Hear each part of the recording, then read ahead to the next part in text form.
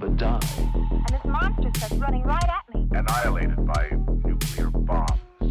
Beast is not dead. I put 4 bullets into him. Oh, you're crazy. But I saw that monster too. All I want is for someone to believe me. Contaminated. Face. It's horrible. Look like it would scare you to death. All right, let's get to work.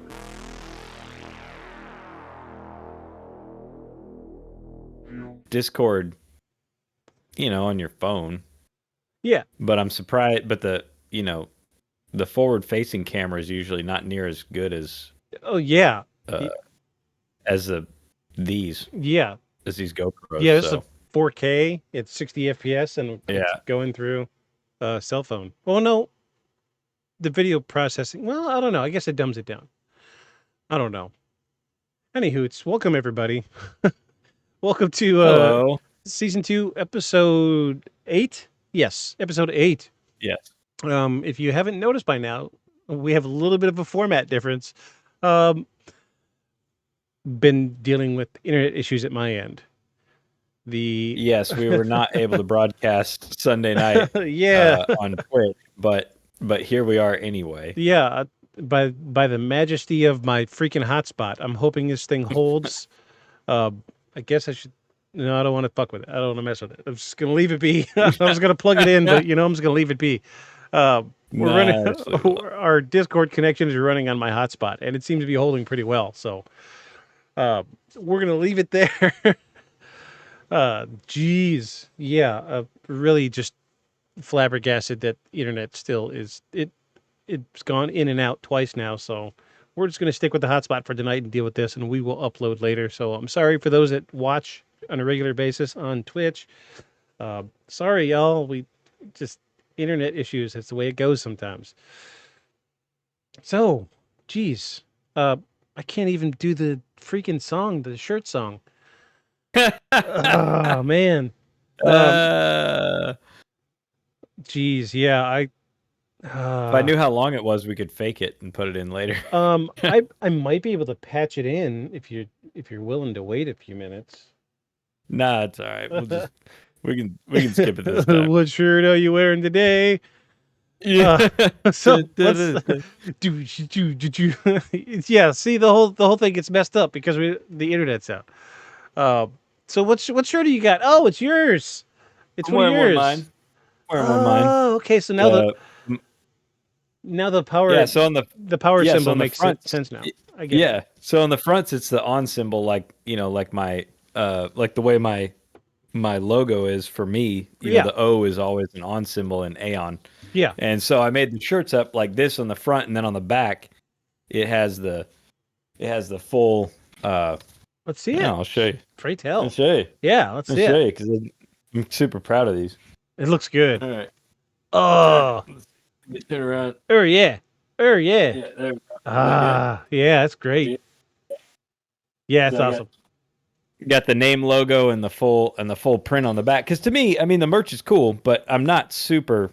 I'm known locally, but I'm not famous by any stretch. Right. So, someone seeing this is going to be like, so what is that? Yeah. Right. They know the on symbol, but you don't know the painting. So right. I do the painting. I thought if you're buying, people who are real close to the, to the project know, but like, someone just going to buy it, I kind of thought they ought to have the whole print. So I did the print on the back. Made the t-shirts unfortunately expensive. Oh, yeah, shirts are not cheap, man. Expensive. Yeah, I make I sell them for like $30 because I feel like no one wants to pay more than $30 for a t-shirt. Yeah. And I make like $10. So yeah, it's better than nothing. And people ask me about the shirts, and I'd rather them be out there so that people ask the people wearing them about the shirt. Oh, what is that? Yeah, that's the point. But yeah, it's dope. Yeah, yeah, I do the hoodie. The hoodie, it's weird. The hoodies, are a better deal for me. I kind of like the hoodies more, but you can't wear a hoodie just like. Well, you and me wear hoodies all the time. Yeah. But most people don't just wear hoodies for every occasion. Yeah. So yeah. Actually, I think I have. Yeah. Oh, the hoodie. Look, there it is. I've been using it as a backrest. These are super dope. Oh man. These are super cool. Yeah. Yeah. And then on the back, Oh the man. name logo across the top. Yeah. Yeah. Yeah. They're cool. These I like. I never got mine before I Yeah, left. I Makes made me those- sad. Well, I have to get you one. Yeah. I made these honestly for me because I just thought they were so cool. Once I realized you could do that, the sublimation printing, I was like, I want that. Yeah. I'll wear my own stuff. I'm shameless. No shame. Yeah. What shirt are you wearing? Oh, What do you got? You ready? Yeah. Oh, nice. Nice. I like that. That's good. That's good. Where'd that come from? Walmart. Oh, really? Yeah, I That's went a good one. went to a different town to get some groceries from Sam's Club because the closest Sam's Club's like an hour away.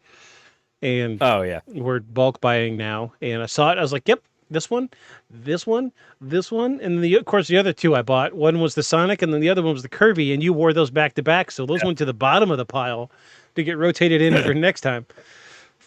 Also, wearing my coveted early 2000 Hot Topic Invader Zim sweatband.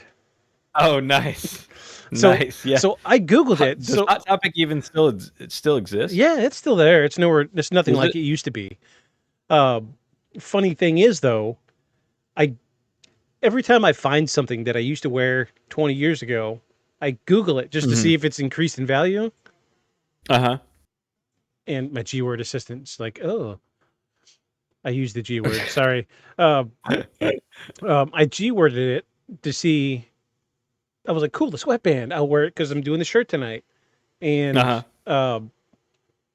there is none on the internet at all of this sweatband. Really? I found one picture of it. Somebody on Reddit trying to find one from like 4 years ago. Oh, wow. I was like, so Okay. so is this valuable?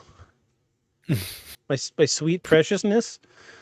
Yeah. So yeah, like 20 years That's ago, funny. it was, everybody had them 20 years ago, but now they're Yeah, rarity. sweatbands were super popular. Yeah. Yeah, they were popular. I had one that was I had a couple skateboard company ones.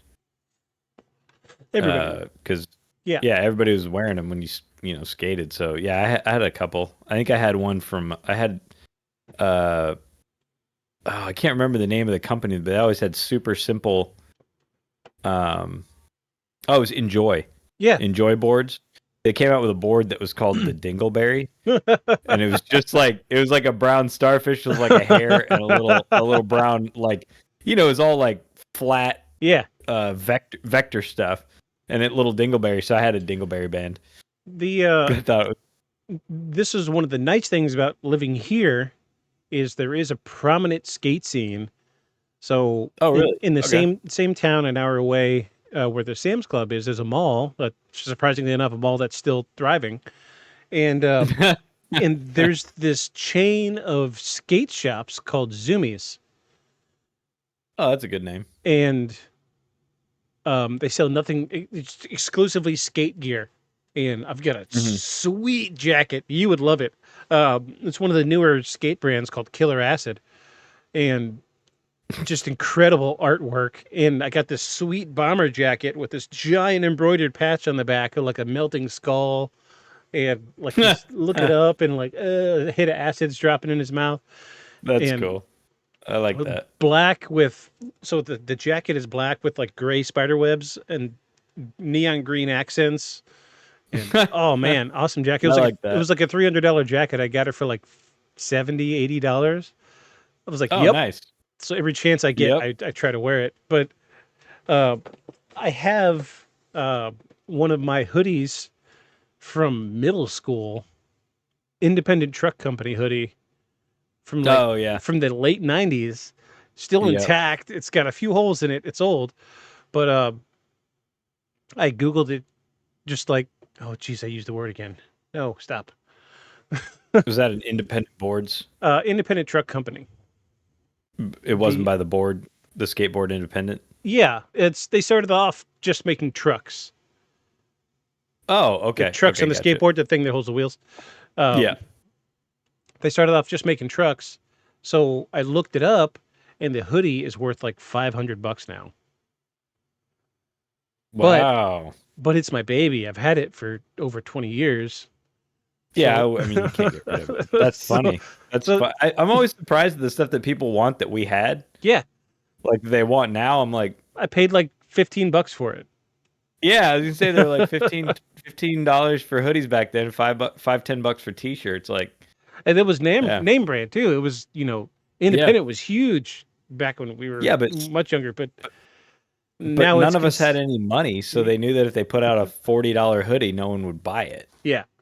They didn't have any money. Also, stuff was, I hate to, God, it sound old. Stuff was cheaper then. Yeah. Didn't All our the parents stuff I complain never about thought this? I would say. Oh my God, all the stuff I never thought I would say. Now I'm definitely old. Oh well. It reminds me Yeah. of Yeah. It was cheaper then. When I was a kid, stuff was cheaper. what was that song? I know the name of it. I forget who the producer was.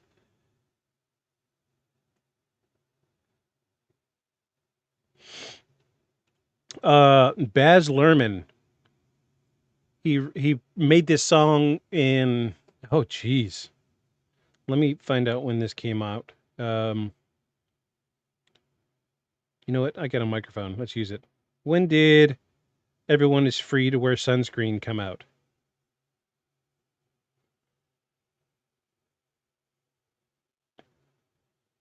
$1999. It was produced in 97, but it was released in 99. It was a song by Laz Berman called Everybody's Free to Wear Sunscreen. And it's just a beat. And the producer, Laz Berman, just reading, like it starts off to, let me find the lyrics. Yeah, you're going to be like, oh, this is crazy. It starts out, it says, ladies and gentlemen of the class of 99. If I could offer you one tip for the future, sunscreen would be it.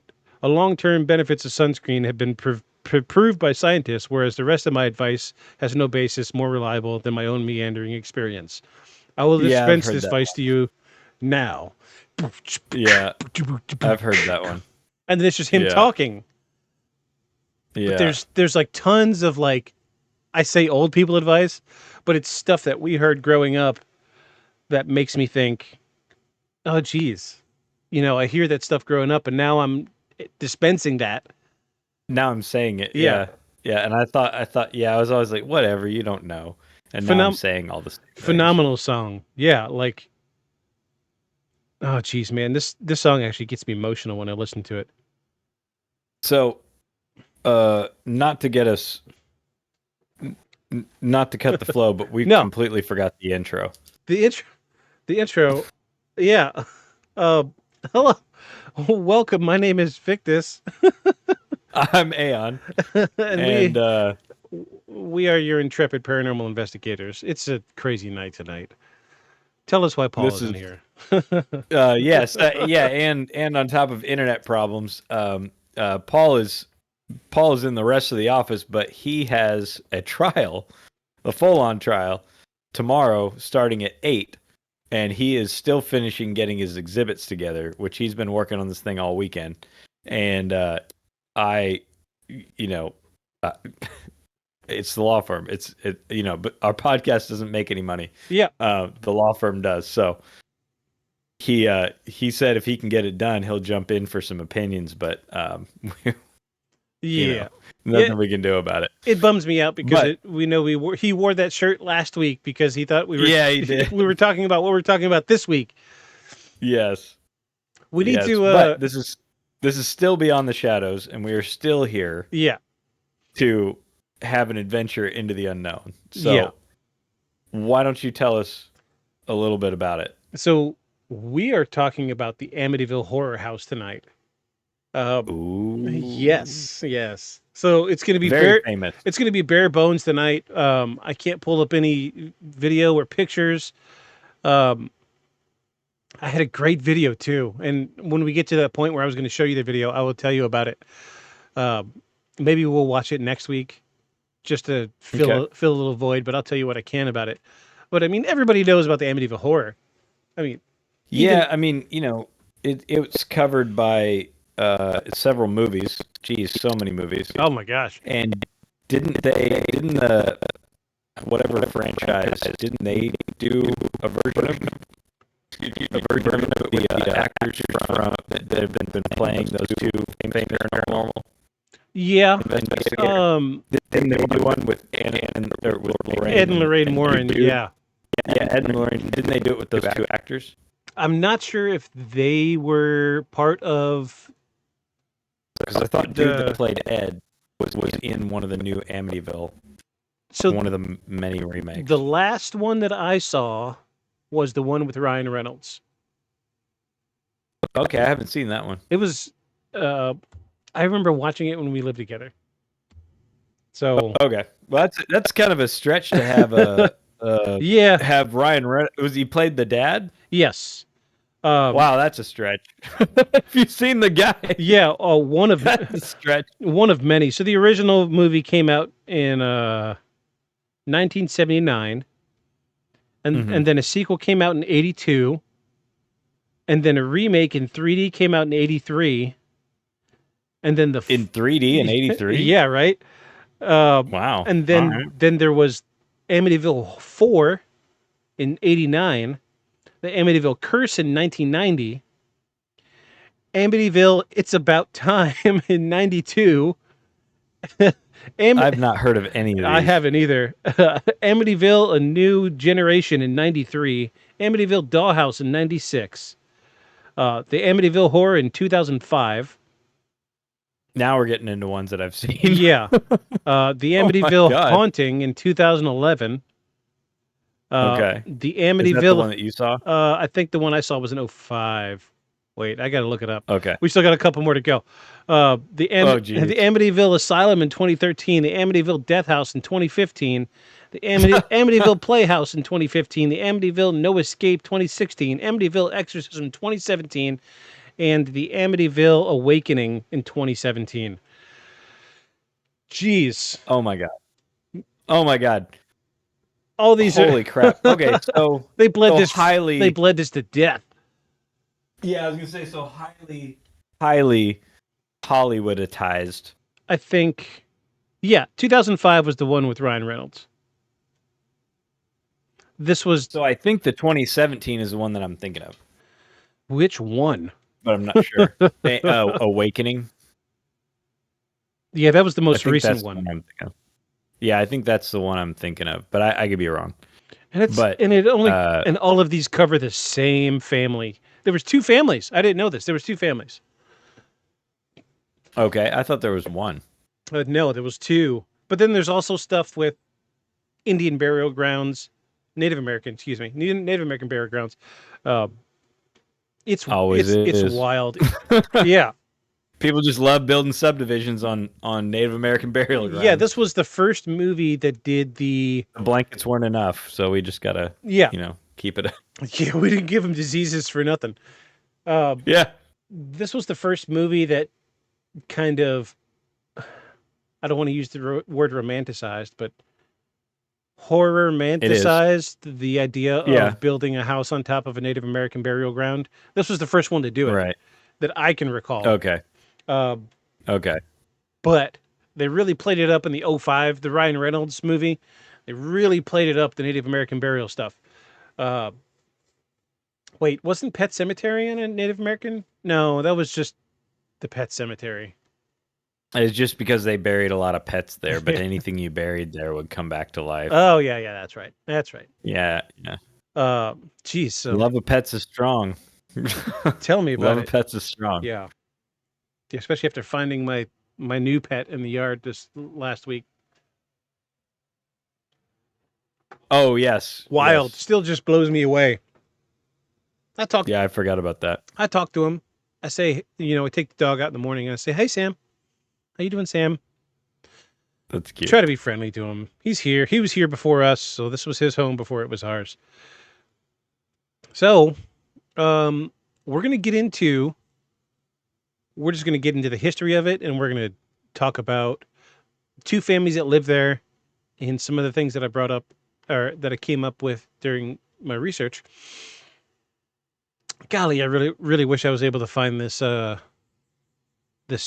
I really wish I was able to work around to be able to play this video. because it's good, man. It's good. The video is. Mm-hmm. Is it from the original happening? You ready for this? Yeah. It is the only known existence recorded interview with Ed and Lorraine Warren talking about the Amityville Horror. Oh, really? Okay. Like, I found the original Okay. video. It was a VHS rip Oh, dang. Okay. from BBC. So, ironically enough, course. the TV show was an American show, but it was on BBC. Okay.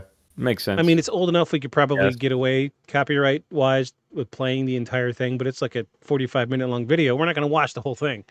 But I do have a couple Yeah. clips that I downloaded from Instagram. So, without further ado, let's get into the Amityville Horror House. Let's hear it. So the horror house is located at 112 Ocean Avenue in Amityville, New York, and it is one of the most infamous haunted houses in American history. Its legend stems from two tragic, terrifying events: the gruesome DeFeo family murders in 1974 and the alleged paranormal experiences of the Lutz family in 1975. The story of this house has become a cultural phenomenon, spawning books, endless movies, and debates about the nature of supernatural. So, this wasn't explicitly mentioned in the research, but I did find some stuff that mentioned Native American burial grounds. Supposedly, the house is on Native American burial grounds. That's why. See, Go ahead. well, I was going to say, I thought that was a conjecture they made because they found some shards of pottery in the backyard. Oh, I was. But I didn't know if they actually found bodies. I don't know if Or they bones. found bodies, but Okay. the research I found said that they found things in the basement. Oh, in the dirt Yes, because this house in the basement. Yeah, this house was built. Oh, geez, I don't even know when the house was built. I don't have it in the research, but the house was old enough that the basement was dirt. Okay. So, take that for what it's worth. If you've seen the 2005 movie, the Ryan Reynolds movie, you will know that the basement was like the triggering event for his character. And I think So that I think that's what it was. It was like this was the closest they could get to the actual burial ground was the basement. You know, you're digging down, you're 10, 12 foot deep. right. So, So there's an interesting documentary that I watched for a while. I didn't actually finish it, but it's an interview and documentary with the child of the second family. oh, Who's now an yeah. adult. Yeah, I think I've seen that. Who's now an adult. Yeah, and he's pretty. Yeah.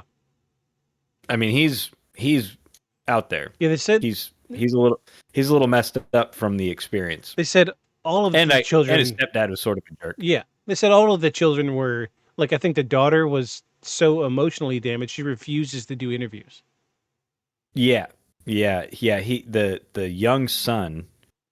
That's who this was with, and there were other family members like aunts and uncles, I think, or cousins. Maybe it was cousins. I think it must have been cousins because their age was similar to his. Right. But he talked about all of his therapy and all this stuff that he's done, and he's like, he's like, the problem is, he's like, I go into he was seeing a new therapist, and he's like, he cuts her off at the beginning. He's like, look, if what we're gonna do here is have me defend the fact that this stuff happened to me, and that whether or not what I experienced was real, he's like, I'm just gonna leave. Yeah. He's like, I'm not here to debate whether it was in my mind or not. He's like, it's real to me, and I experienced it. Yeah. And what I can tell you is that it wasn't from inside me because I wasn't the only one. So stop. If we're past that, we're decades past that. It happened. I need help with the PTSD of it. Yeah. We're not talking about whether or not I'm crazy. I'm not. My problem is dealing with the horror of what I experienced. Mm-hmm. Help me with that. Yeah. And she was like, okay, well, I'm glad you brought that up. And then they start from there, and it's his therapy sessions and interviews with him. And I guess the guy makes custom hot rods too. Oh, apparently. cool. He had two really awesome tea buckets that were just Ooh. crazy. Yeah, like one of them was like done up almost like T-Bucket, but done up military wagon style. Like it Ooh, yeah. was cool. We made it all. It was cool. LS powered monstrosity. It was cool. Ugh. Yeah, it was very cool. Stink face. Yeah, no top. Yeah, no top to put up. Just open all the time. Cut windshield. Yeah, it was cool. Brother. Death machine. Yeah. Is this stink face? Is this a segue into Christine?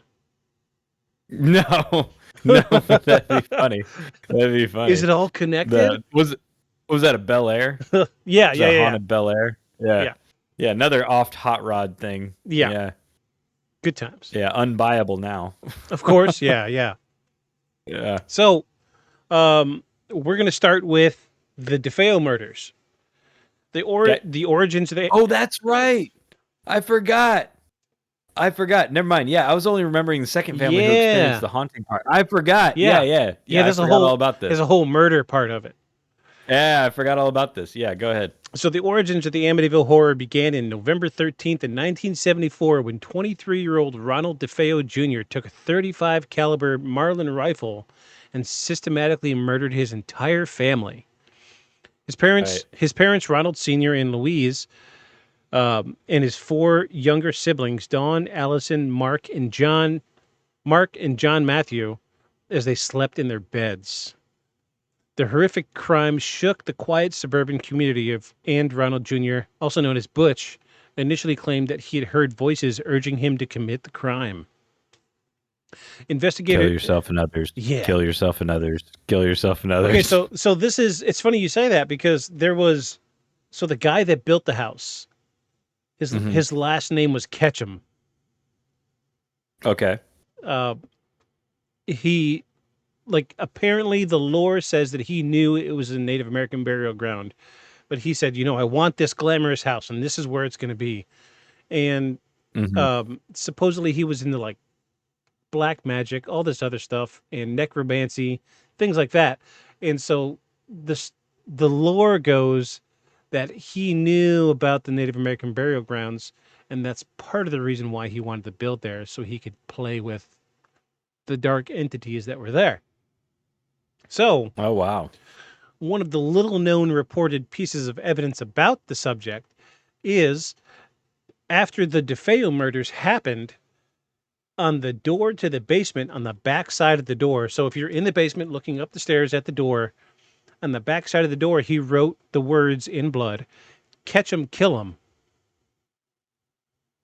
Oh, wow. And they interviewed the guy later, and he said that he did not know any of the history of the house. He doesn't know where the phrase "catch 'em, kill 'em" came from. And it wasn't until 10 or 12 years later before they did the research and found that the original builder of the house's last name was Ketchum.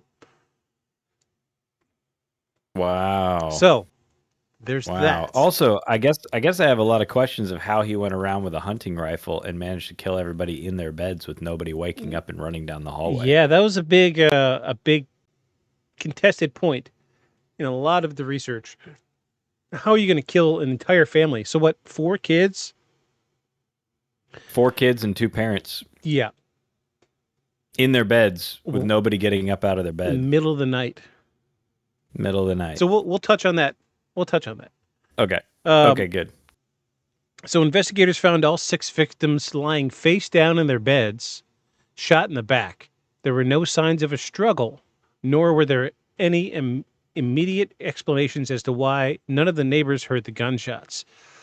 The mystery surrounding the murders led to various theories, including the possibility of another shooter or some supernatural influence.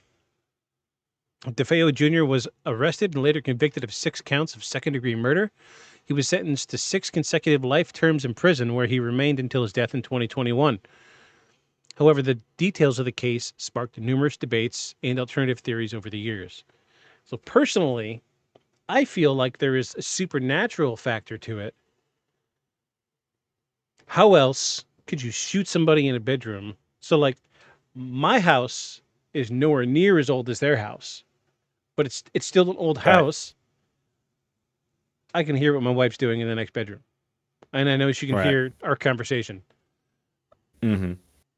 How on earth is somebody going to go around with a, what was the gun again?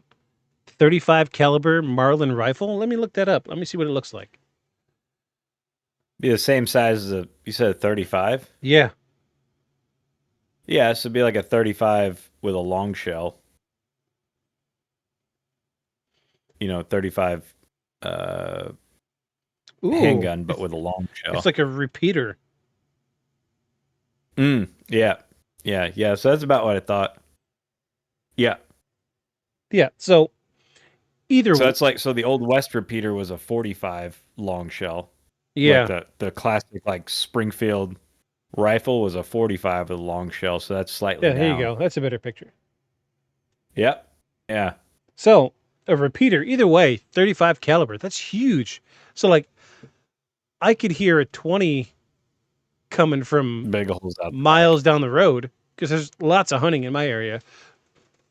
I hear a 20 caliber rifle going off all the time. Lots and lots of hunting. Mhm. 35 close range in a house, middle of the night. Mhm. My Yeah, you'd think you'd hear it. yeah, my theory is that the forces were so malevolent that they kept the family from not hearing and kept them in bed. So he had like a shroud of darkness around him Yeah, almost. yeah, like keeping them in there. a way. Yeah, It makes me think of all the like D&D based RPG Yeah, stuff but that I play, right? Like cloud of darkness. yeah, And then no one can see you or hear anything you're doing, from inside the cloud. inverted cross. Yeah. Yeah, right. Yeah.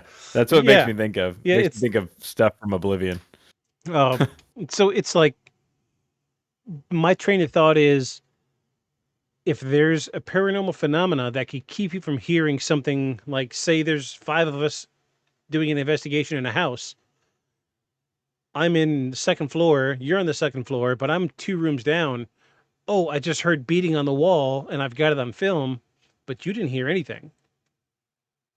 Right. I've seen Right. I've seen enough paranormal investigations to know that noise doesn't necessarily travel when it comes to paranormal stuff.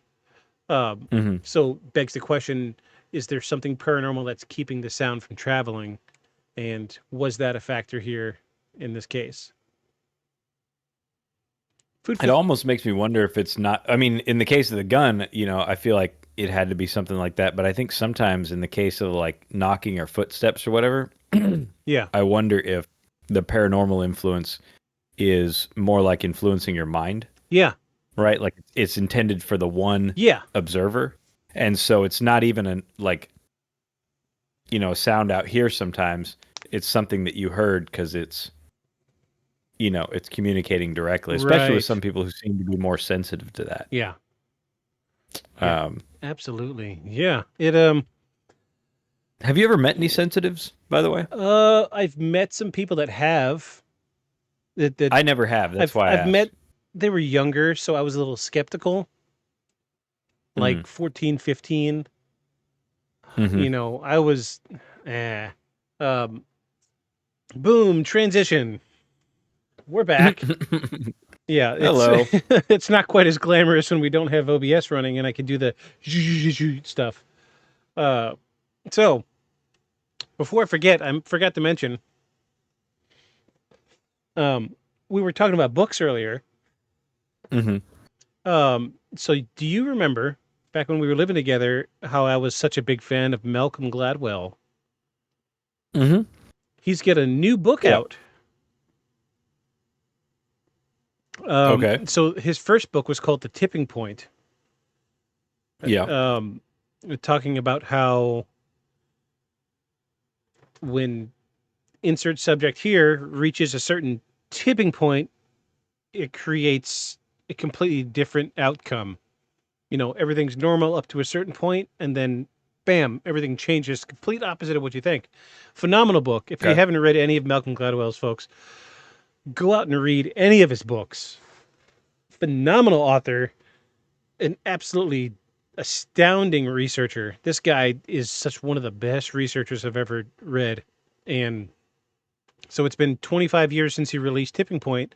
His new book is called beyond the tipping point, where he goes back and touches on some subjects from the original book, but new subjects and expounding on them, and absolutely phenomenal. I listened to the audiobook and then bought the physical copy for the wife, and she loves it because she's a information junkie just like I am. Mm-hmm. And awesome book.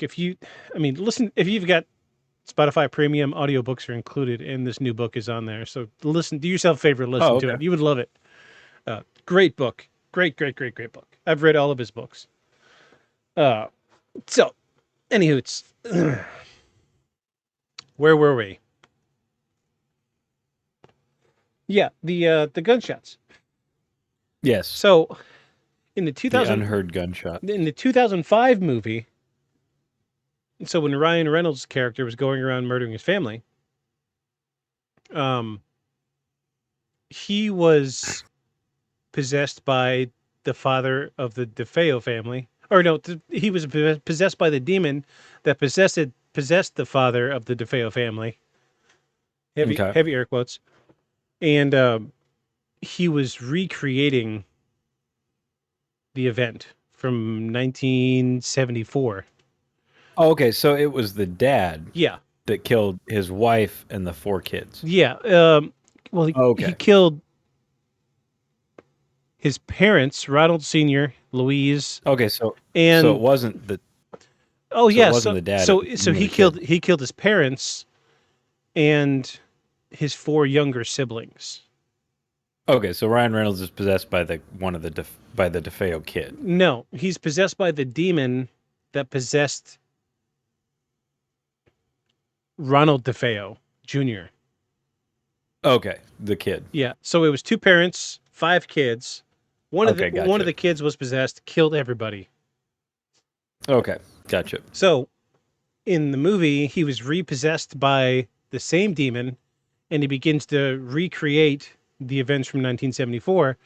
But what he does in the movie, which kind of sort of answers this question, is he goes around, they're sleeping, he grabs an extra pillow, puts it over the back of their head, gun to the back of the head. But he ends up getting, in the movie, he gets, spoiler alert, you're 20 years late anyway.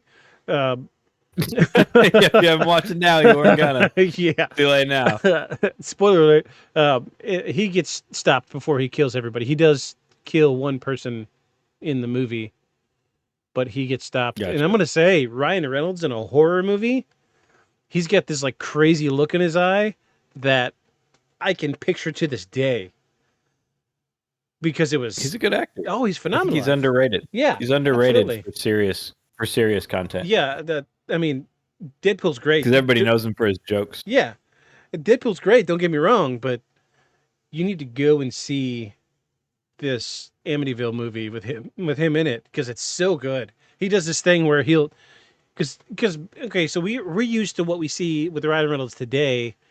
He's fit. Right. Dude is racked. He's yoked up. He's always wearing his Batman suit. Yeah. We used to see in the muscly Ryan Reynolds.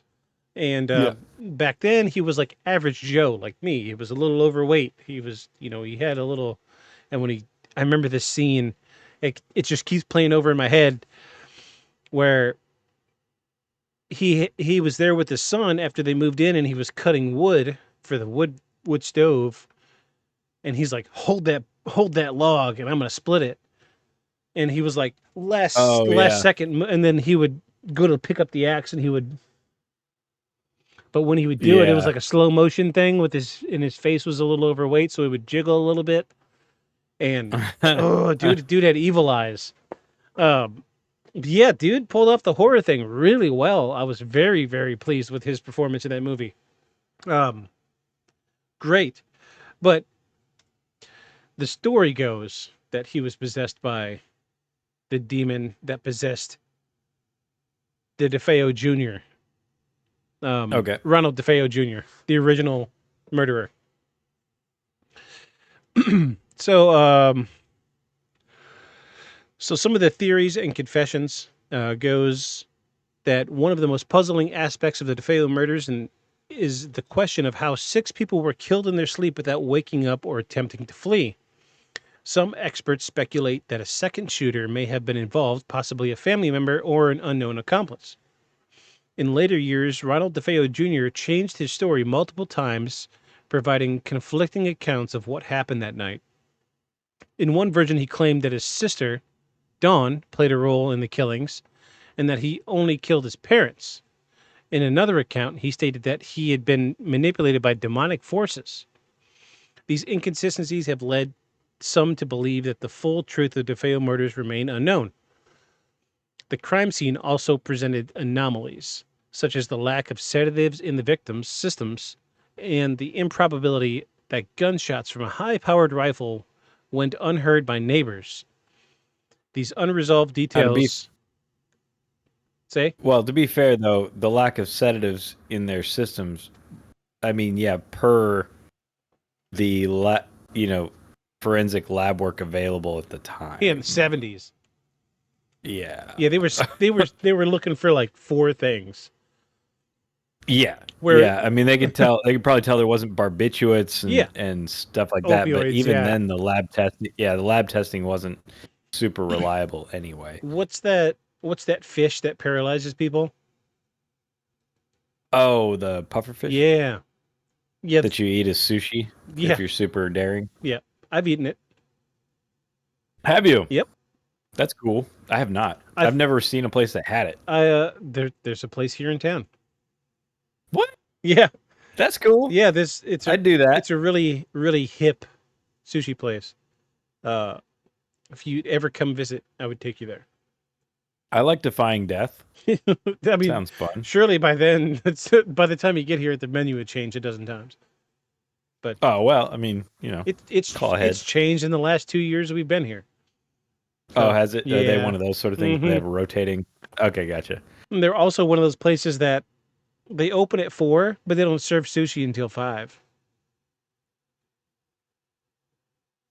Okay, I guess if you're trying to be weird. Yeah, we're grumpy. Pretty weird. We're grumpy about it right now because the wife's birthday is on New Year's Eve.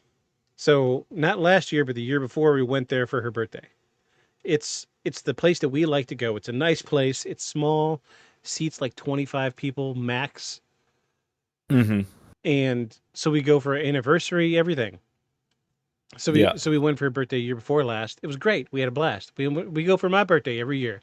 We go for an anniversary every year. And this last New Year's, we went there for her birthday, and they're like, "Oh, it's a private event." Thanks for telling us. We sat outside and waited for like 45 minutes because we got there at 4. Oh, right. You waited till they were going to actually be serving sushi. Well, no, they didn't open the doors till 5. Or no, we got there. Oh, we got there okay. later, and they didn't open till 6 or something. And so, like, we waited, and by the time they opened the doors, everybody's going in, and we get to the door like, "What's your name?" And we told them the name. They're like, "Oh, it's a private event. Did you not pre-register?" Like, we didn't know. Like, we were dressed up and everything, embarrassing as hell. Still mad about it. Dang, dude. And like we've gone back once, and we went as soon as they opened. We got there, and we sit down, get our drinks, and we're chatting. And they're like, "What did you get your order?" And we're like, "Oh, I'll have this roll and this roll." They're like, "Oh, we don't serve sushi till 5." Well, So we went one year. Speaking of nice places for birthdays, yeah, last time I ever did this, we went to Ruth's Chris because they have one here. Yeah. For my birthday, and they were like, they asked Paul, like, is it a special occasion? He's like, yeah, it's my husband's birthday. I'm thinking like, oh, that's interesting that they asked. Maybe they'll do something cool. yeah. Yeah. And it wasn't quite this, but it was like, we came and the special thing they did was there was birthday themed confetti on the table, like the shiny plastic stuff. Yeah, and in my mind I was like, I don't even know what movie this was, but somebody was like, I feel like there was a scene where somebody was like, no, it's supposed to be festive, and dude like grabs some shit and goes, like with some confetti or something. Happy birthday. That's what it felt like. I was That's all like, you get. Oh, so we go to a place called Atlas now. That's like a, you order all your courses ahead, and then they bring a thing and they wait for you to be done eating. Yeah. And the chef makes the next thing and they bring it. We Yeah. go to, you know, we went there last year because Ian, my buddy Ian, his birthday is the day after mine. So his wife and him and Paul and I all went together, and it was so much fun. I think we were there for like 4 hours eating. Oh, nice. Because you eat something and then you hang out and they make the next thing and you just kind of chill. And I didn't know it was quite that nice. And that was what I was hoping for. Was something, nice, like, because we weren't in a hurry. It's birthday. Yeah. Birthday. Yeah. And yes, but like, we went to Roost Chris. I'm like, as much as it's the same kind of price, you're going to spend like, $200 or more a person. Yeah. It's the same kind of pricing. I was like, but you go to Roost Chris and it's almost like it's the Applebee's of fine dining now. I was just like, what is the confetti? What is this? So we ended up leaving. So we were dressed up and everything. Ironically, the way we were dressed kind of themed their closed event. But we ended up going to there's an Irish like pub restaurant in town too. It's even smaller than the sushi place. Like, screw it, let's go to the pub because food's good. So we go and sit down. As soon as we get there, they hand us New Year's Eve favors. I was like, oh, we're not going to be here that late. They're like, oh no. Midnight in Ireland is 7:30 or no 8:30. So we're going to celebrate midnight at 8:30. And I was like, oh, this is perfect. Very clever. Yes. Very clever. So we ended That's up good. We had a better time at the Irish pub than we did at our favorite sushi place, and it was a blast. That's really good. Yeah, we saved our party favors from that place and everything. It was great. That's really good. I like that. Good times, man. So that's probably going to be our thing every year. New Year's Eve go, and it was nice. It was cool. Yeah, that's a good idea. So let's see, where were we? So yeah. The DeFeo murders. These are the ones that were the infamous ones, the ones that triggered the events. To come. Yes, there were lots of rumors about the original Ketchum guy, the guy that built the house, how he was doing like mutilations, sacrifices, all sorts of weird stuff. Animal or people? People. In the basement. Where do these rumors stem from? So did they catch him? Catch him? I see what you did there. I did it. Catch him, kill him. So there's Sorry. No, it's good. We're middle aged. This is okay for us.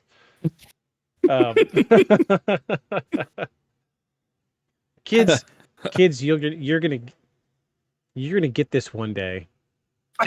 This will all be funny later. And you're going to be like, dang, those paranormal guys were right. They were funny. They were really funny. Oh, jeez. Yeah, and you also know the struggles if you ever start podcasting. But I want to say some of the unofficial rumors were that he was doing black magic in the basement, but he would like kidnap people and chain them up in the basement. But they didn't have he didn't get arrested for No. For something like this. Okay. Let me find out when the house was built. That'll give us a good time frame. Oh, look, my Amazon package shipped. That's always good. It's like mini Christmas. The house built. So the Amityville house was built in 1927. So that's okay. Yeah, that's pretty old. Right. Yeah, about the same age as your house. Yeah. So no, mine's 40s. Oh, yours 40s. Yeah. Oh, I thought yours was 20s. Yeah. So in the 20s, people kind of minded their business then. They give you an idea, like gunshots. Ed Gein was the 20s. Okay.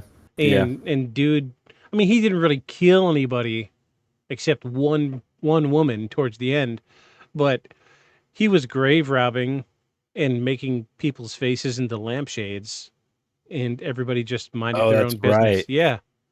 That's right. I would love to cover Ed Gein one day. Very graphic photos available. Very graphic photos. Of his lampshades?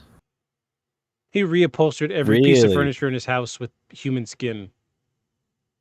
No. Yes. And there's pictures of it? Yeah. Like, not like National Enquirer pictures, but the actual pictures? Yeah.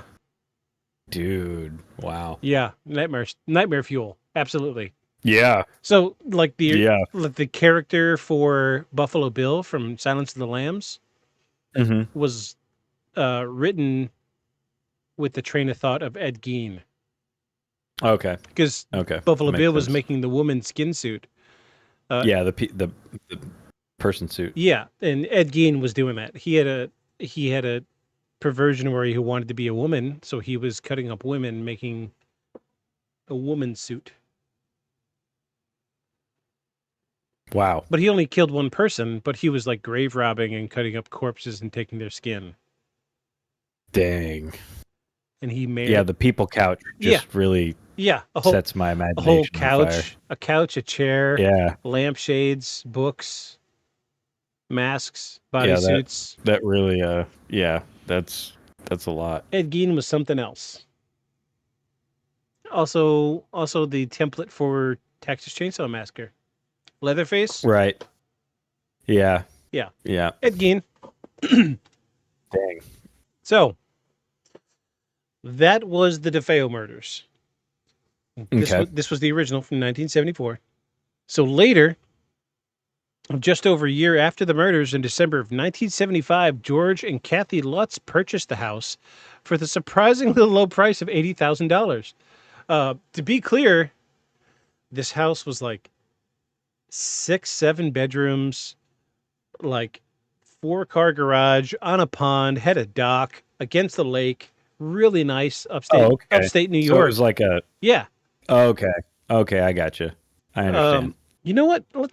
Let me look up this address. I want to see what the property looks like. I'm just curious now. It's a nice looking house. It's a colonial style Yeah, I've seen White house. red brick and white. 112. I think it's red brick and white paneling, but it's that colonial Ocean Avenue. It's the first one. Colonial revival thing. It's 221 miles away from here, by the way. Oh. Right next door. It is blurred out on Google Maps. What? Not even Street View? The street view's blurred out. Hold on. Let me go satellite. What? The whole house is? Yeah. How'd they get Google to do that? It's doable. You could submit a request. It's not difficult. Really? I've done it. Huh. Really? I did it for the house in Arkansas. Yeah. Really? I didn't know that. I didn't know you could do that. So, this is the house. Yeah. It stretches all the way back to the water. Yeah. So it's like, yeah, as I remember, it's kind of a long, skinny house. yeah. Yeah, yeah, with like an outer house around a pool. Yes. Yeah. So the house itself is along the street, but behind it, they're counting it as a separate house is actually the boathouse. Mm-hmm. And oh geez, they're like on the water in New York. Geez, that is high dollar property. Wow, yeah, they're right in there. Good property. Yeah, I wish Paul weren't busy. He has the he could probably pull it up on the MLS. Yeah. Or he'd pull it up on Zillow and see what it sold for the last time it sold. I mean, we could probably pull it up on Zillow. Yeah, let's see. It probably won't go back super far, but you'll be able to see the last time it sold.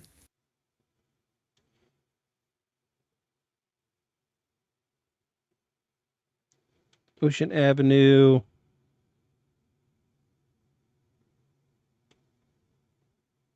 Amityville, New York.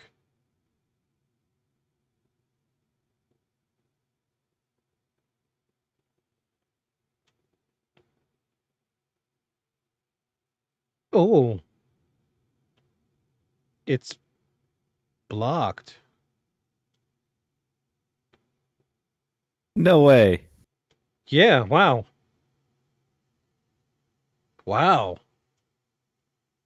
So I guess the people living there currently. Probably had like records pulled or something. Probably. It sounds like they submitted everywhere to get it erased because of the history. To give you an idea, They're just trying to live there. 114. So this should be 2 houses down. Mm-hmm. $2,268,000. Okay. So yeah. So very expensive place. Yeah. Wait, I am kind of curious though, the 80,000 that the second family bought it for. I'm curious what it should have gone for. I mean, we can't really be hard to check that, but I'm curious what it should have gone for, since it says for the surprisingly low price. So here's 116 is 699,000.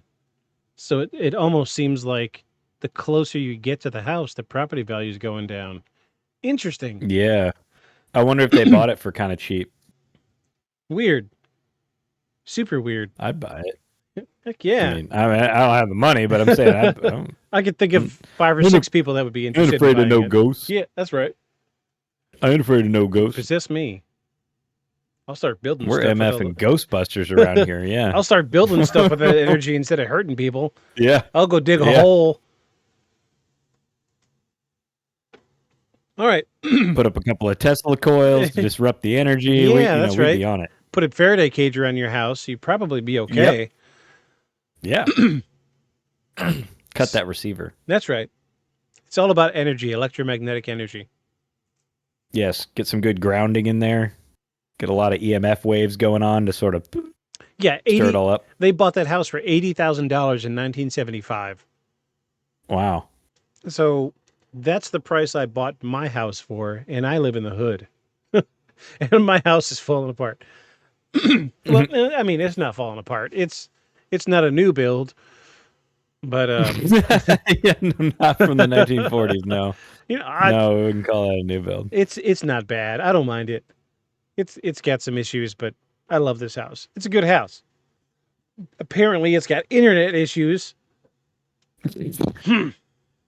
Apparently. So, they bought it for $80,000 in 1975. They moved in with their 3 children, eager to start fresh. However, their dream home soon became a nightmare. A nightmare. See, this has been... I would use that lightning or the thunder strike sound effect. Jeez. Nightmare. Lightning strike. Lightning strike. Yeah, like there's a part of me that wants to be like, all right, hold on. Let me just reroute everything. No, don't. Yeah, I'm not messing with it. Yeah, it's too late for all that. And so according to the Lutz family, their time in the house was plagued by disturbing supernatural occurrences. They claimed to hear strange noises, feel cold spots, and witnessed objects moving on their own. One of the most famous accounts involved George Lutz waking up at 3:15 a.m. every morning, the exact time of the DeFeo murders. So this is... we're tying into the 2005 Ryan Reynolds movie. Right. So where he starts to be the dad's influenced by the house. Right. So this was a thing in that movie. He woke up at 3:15 every morning. Okay. One of the most famous accounts, waking up at 3:15 a.m., the exact time of the DeFeo murders, Kathy reported experienced ghostly touches and even saw her face transformed in a mirror. The children were allegedly tormented. I've seen that before. Yeah. Yeah, I've watched my face transform in a mirror. Let me get a few more of these in. My face is going to transform into something handsome. For those of you out there that know what I'm talking about, stay away from the bathroom. You'll get stuck. Yeah, the rate I'm going, I'm going to look like George Clooney in about 2 hours. What was that? Turned into Roger Rabbit. Yeah, you get a little bit of the sway going on because the mirror's swaying, and then you start to sort of keep up with I think my face melted off. I think I left it in the bathroom. Huh. Well, you should go get it. Is my face? No, I can't go back. Is my face attached? I can't go back in there. Yeah, is this still? I feel like. Is this muscle and fat, or is this skin? I can't tell. So the children were allegedly tormented by unseen forces, and the family's priest, who claimed to bless the house, or who came to bless the house, was supposedly driven away by disembodied voice telling him to, quote, get out. Seems like good advice. Yeah, If you hear it, yeah. So this was another maybe thing. you should. I keep coming back to the 2005 movie because, mostly because this is the one that I've seen, and I feel like it's the most closely tied to the history of the house. Rather than fanciful writing. There was the reports of the disembodied voice yelling to get out. I had read a report from the priest, an interview with the priest that said that the voice was so booming, it shook the pictures hanging on the walls. Oh wow. Okay. I mean, we've all heard audio. I mean, between me and you, we've been to enough live show to know how loud audio yes. needs to be to shake something hanging on a wall. Yes. Loud enough for me to wear professional earplugs. Yes. If Just so I can hear what the sound is. yeah, if you're my wife and you know how loud I listen to my music before we record the podcast, I got a vibe before I get into it. That's funny. Yeah, I'd be listening good. I got a nice speaker in front of me and a nice subwoofer underneath my desk. Jeez. My life is a mess. So perhaps the most chilling tale involved a mysterious red-eyed, pig-like creature that the youngest daughter, Missy, befriended and called Jody. Ooh. This was Creep vibes. not in any of the movies that I know of. Yeah. I could only imagine a red-eyed pig-like creature called Jody. Was that It's not what I would name it. okay? So Dawn, Allison, Mark, and John Matthew were the kids. So who's Jody? The demon. I guess. Interesting. Hammy McHorrorface. Been a better name. Hammy Jody. McCheesesteak, if he comes to my house, I'm going to eat that pig. You look tasty. I like pork. I do like pork. You make some demon bacon. Would it I'd taste be any better? demon bacon. A little spicy. It's got a little spice to it, a little kick. Did you put some tapatio on this? It feels a little spicy. It's a demon bacon. A little spicy. It's a demon bacon, man. It's a demon bacon. It's got a little kick. What do you mean it's got a kick? Taste it. You'll see. Well, it tastes like evil. It's crunchy, but I taste a tint of demon. Demon? Is that hatred? Is that hatred? Is that hatred? Is that hatred I'm tasting?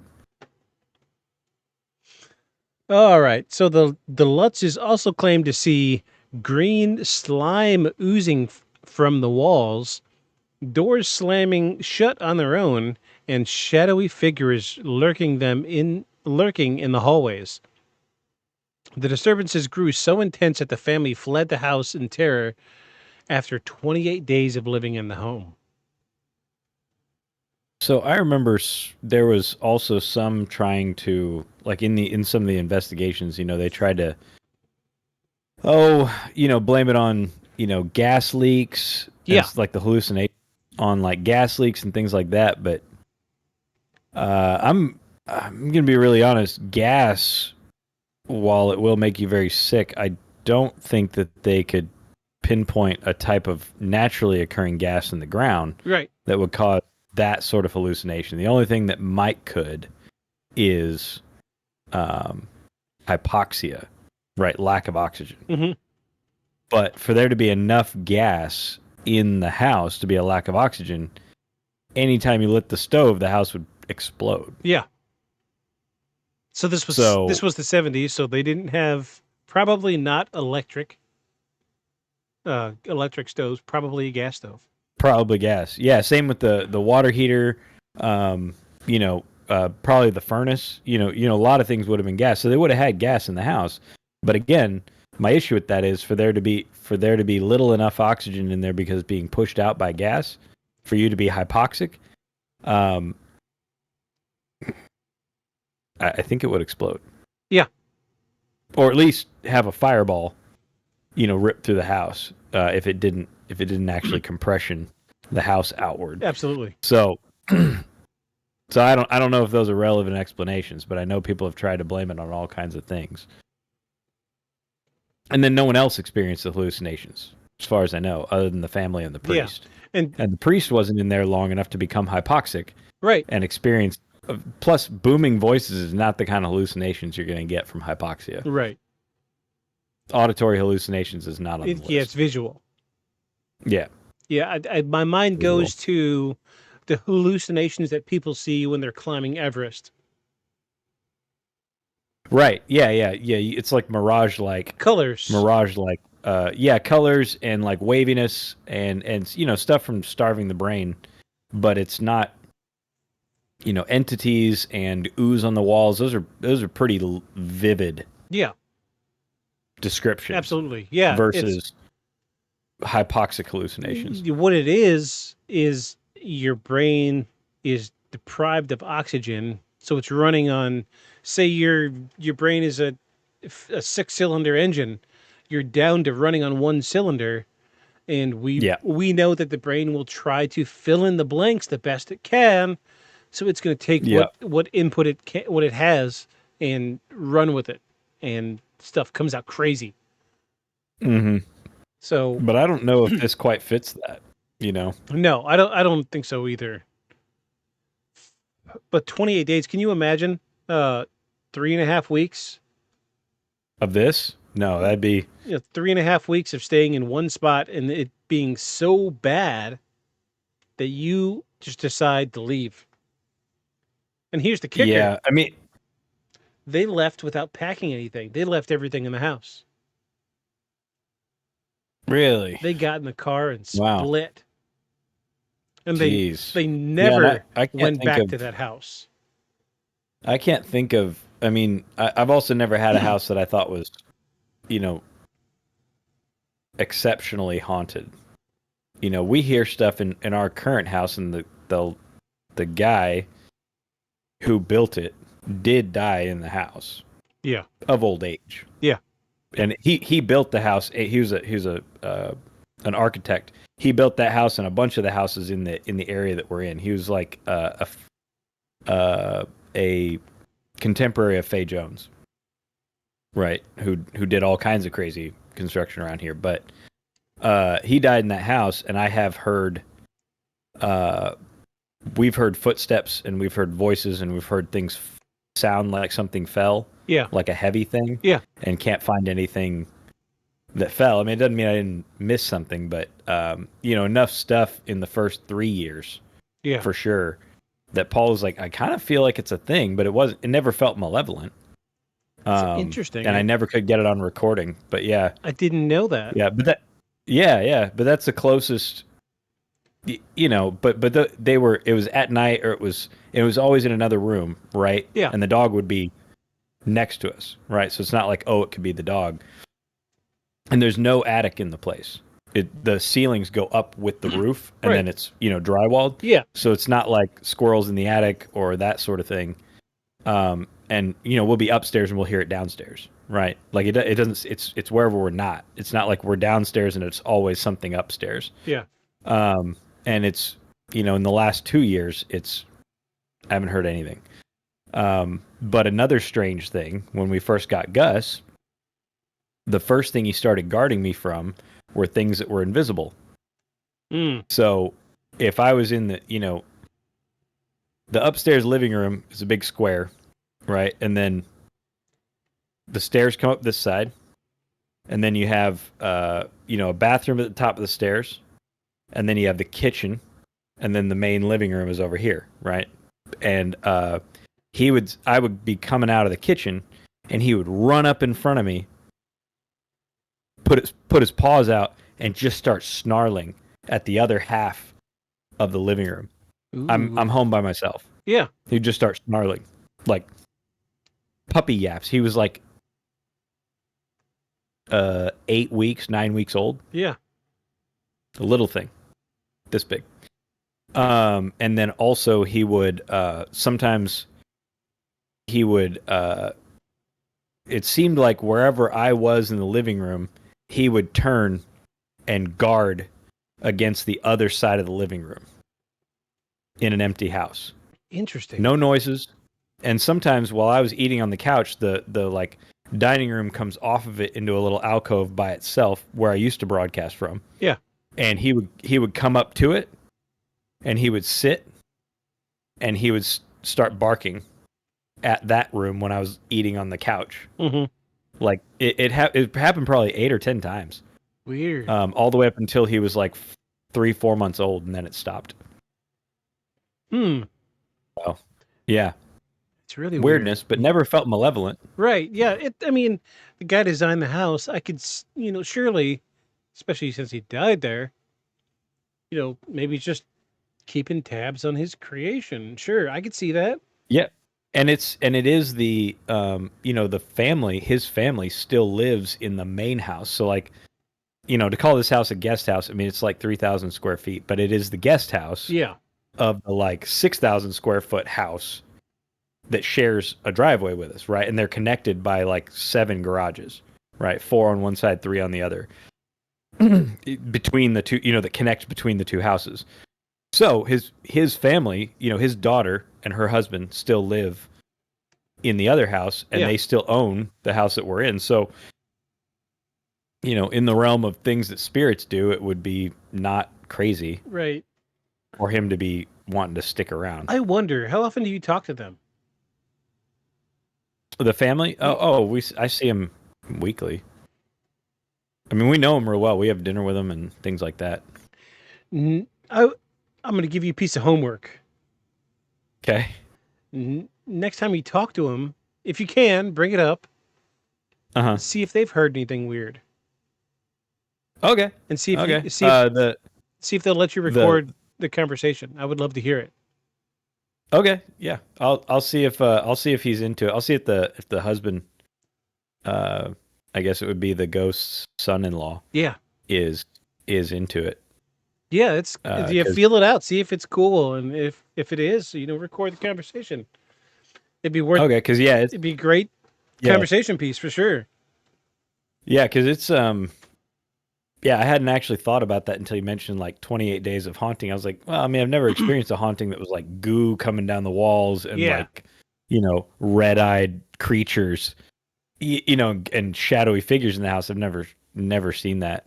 I think Paul said he came around a corner and swore he saw somebody. We have a mirror in the main entryway. Yeah. And I think he said he either came in the front door or came around the corner from the bedroom and would have sworn he saw something. And I think I thought I saw something. You know that video in the sewer of the things poking their head doing the around the corner where you can't quite see it, but you see you see it, but you don't see it. So quicker than that. Right. So I thought I turned a corner once. I thought I came out of the bedroom and turned the corner and was going to the stairs, right? And the hallway to the other bedrooms is, you go in down the entryway and into the other hallway. I could have sworn on this corner that I saw something out of the corner of my eye, and I turned, and it's like, by the time I look, it's, it's almost like it disappears as I look. Yeah. But I've also had stuff happen like that, and I know there's nothing there. I mean, I have had that happen in Walmart, so I wouldn't put any stock in my experience, but Paul, on the other hand, is sensitive. So probably. That's what we were talking about before the bathroom break. Sensitives. Yeah. Yes. Sensitives. Yeah. So that's what I was getting at was, so I did, after we were living together back when I got my first apartment in Van Buren, I clicked up with a group of, I hate to use the word ghost hunters. It's not a great word. It's not glamorous, but they would, so the town I lived in was a historic town. Like, it's so historic that they filmed a couple westerns on Main Street, and Yeah. gonna say wild because they closed off Main Street for like 3 months, and you couldn't go on it, but they filled the entire concrete part of Main Street with dirt and sand to make it look like an old western. Yeah, it's I that. was going to ask you about that. I was like, that is a wide section of blacktop there. Yeah, But that makes sense. They filled it with dirt. Yeah, they filled it with dirt and sand and filmed like a western on Main Street. It was cool. I didn't know that. Yeah, I was cool with it. It was, but a lot of the buildings were built in the 1700s, 1800s. Yeah. Yeah, you can tell. And You can tell. so the group I was with, we would go around to some of the older buildings. So there's like an old Masonic lodge. Like in the architecture, you could see the Masonic symbols. And Yeah, you usually can. supposedly that place is so haunted that nobody, it's a completely vacant building, but they don't want to tear it down because it's historic. But they won't let anybody in there. We tried going in there a bunch of times. We went into an old building that was a brothel. Back when you told me about that one. We Yeah. talked about that on the show. Yeah, back when it was a western town. And we were there. You ripped some of your stuff of the orbs Yeah, that was the orb building. and had it on the show. Yeah. Yeah. And so we were upstairs. So downstairs was like a leather. The guy that was running the place did leather work. But They upstairs, said the girl's name on the tape. Yeah, That's right. We were doing. Yeah, and she was like, "No, it's okay. They just like me." Yeah, it was. Yeah. So for those that haven't gone back and listened, we were doing an EVP session, and we were using a spirit box. And the spirit box, what it does is it randomly generates radio signals. And the idea is they play the software plays the audio backward. So the concept is if there's something intelligent, it could take the string of reversed audio and create a coherent sentence out of the reversed audio. But it's like a fraction of a second, and every fraction of a second, it's skipping to a different channel. And we were upstairs from this leather place, and upstairs it was all burnt out. They have remodeled it a dozen times within the last 20 years. And every 'Cause it time, keeps catching fire. it keeps catching on fire. And so the room we were in was just So cool. studs, studs and a plywood cool. floor. And we were running this EVP session with the spirit box, and we kept getting the name Sierra. Mm-hmm. And at the time, I had only met like 2 or 3 people on the crew of like 9 or 10. And there's like this little like 12, 13-year-old girl in the corner, and it kept saying Sierra, Sierra, Sierra. And, gobbledygook, random sounds, Sierra, Sierra, random sounds, Sierra, random sounds, Sierra. I was like, dang, I don't know who Sierra is, but they really like her. And the girl in the corner was like, that's me. My name's Sierra. They just like me. Wow. And I was like, what? Wow. No. And that was the one too where you had the flashlight. So we had a flashlight incident. So if you're listening to this podcast, you know what to expect when it comes to seeing paranormal investigations, especially for ghost hunting. So people what they'll do is they'll get a cheap flashlight, the ones that you got to tighten all the way to turn the flashlight on. They'll loosen it just to the point where it's like a micron between being on and off, and they'll set it down somewhere. Ask questions. Turn the light on if you're here. The light will turn on. If you're a man, turn the light off. If you're a woman, keep it on, and the light will do whatever it does. And we had instances where clear and coherent responses with the light turning on and off, and we had set it down on a stud in the wall, and I had, like a crappy Sony camcorder, and I'm standing, so the stud that it was on was next to a door jamb, and I was in the doorway looking at the front of the light, then to the back of the light, front of the light, them to the back of the light while they're asking Yeah. questions. And as they ask Yeah. questions, the light turning on and off, because I'm the guy that wants to be really thorough. Right. There's nobody back here in this room messing with this light. And Right. No yeah, wires. No. it was yeah. just wild. It was my flashlight. Yeah. And that same night, we also got a green orb floating through the room when no lights were on. Jeez, I wish I still had that video. I could probably reach out to the guy that ran the crew, but we kind of left on bad terms. But yeah, it was really strange, really powerful, like weird energy in that place. The history goes that there was it was a brothel, and as a form of punishment, they would put the women that did bad things underneath the floor in the brothel downstairs. Mm-hmm. And supposedly in like the 20s or 30s, when they remodeled the building, that they found like 3 or 4 skeletons under the floors. It was wild. It was, Dang. yeah, it was some of the craziest stuff I've ever seen when it came to paranormal investigations. Wild, absolutely wild. It's never that good on TV. No. It's always bogus on TV. Yeah, it's like, It's always terrible. this is thermal imaging of, see that 4 pixels? It's there. Yeah. Now it's gone. 4 pixels. We're professionals. Yeah. Yeah, right. That's what funding will do. Yeah, it was a good funding and too much funding and zero expectations will get you.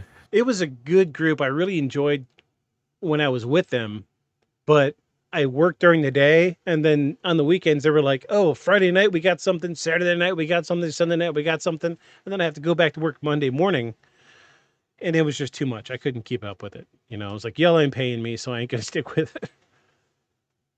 If we were able and we had the funding, I've seen some stuff on some of these shows. There was one that was like a super remote tuberculosis clinic, like super remote up in the mountains. There's not even a paved road up to it anymore, but the building's still standing and a bunch of the equipment's still in it. Yeah. And something like 600 deaths.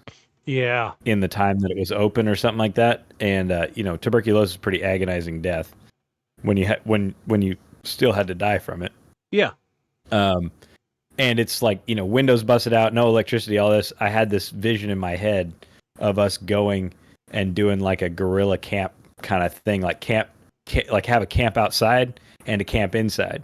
Sleep during the day outside. Yeah. And then have a broadcasting and filming set up with like 10 or 12 cameras on different floors that are known to have activity. Yeah. While we run it from a central hub with like a single light bulb on or something creepy like that. Yeah. And I was like, I wonder if we could do it for a week. Oh yeah. Stay in it at night, live at night in the thing for a week and sleep outside during the day so we could maybe actually get some sleep. Yeah. And see what you come up with, because that's the other problem. I think a lot of these things do it for like a night. Yeah. Right, and they have a whole crew and a bunch of people. Yeah. The whole production crew behind them with the dude with the boom mic, like all this stuff. And I'm like, I think that's why there's never anything good. Yeah. You need like a guy or 2 guys. Yeah. So you can verify a bunch of live cameras everywhere, not just the one room that they do it in, and be there for like a week or 2 weeks. And see what comes up. Yeah. Once you become a part of the place. Yeah. See what comes up when you're not like a brand new intrusion, right? I always wondered if you could do that stuff differently. I thought that one place gave me the idea. I was like, but you could do that to a bunch of these abandoned places. Yeah. Because it's completely abandoned. There's not even I think the whole area has been turned into a state park, but nobody takes care of the place. I mean, it's falling apart. Yeah. So. Yeah, interesting. To say the least. Yeah. Geez, I don't even know where we left off. Dude was waking up. This 3 in the morning. Yeah, 28 days they left. Yes, that's it. So we do have a little more detailed account of the hauntings.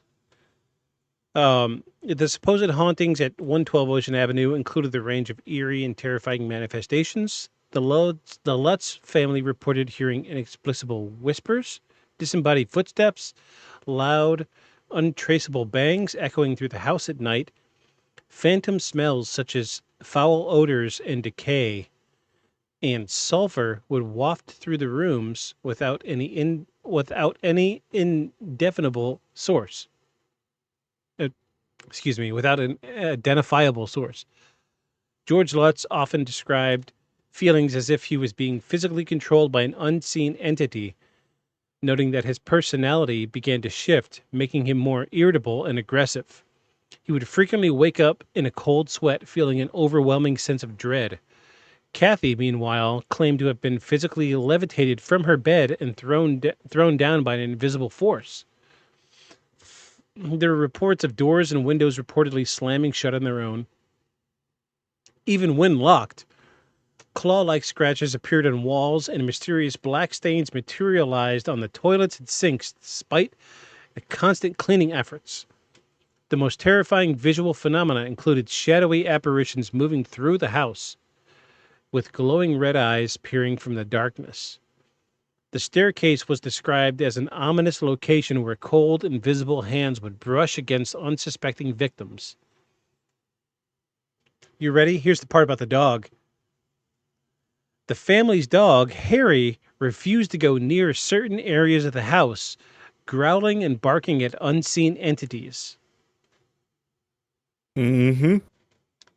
George and Kathy also claimed to see ghostly figures in the night, with Kathy even believing she saw a demonic figure standing at the foot of their bed.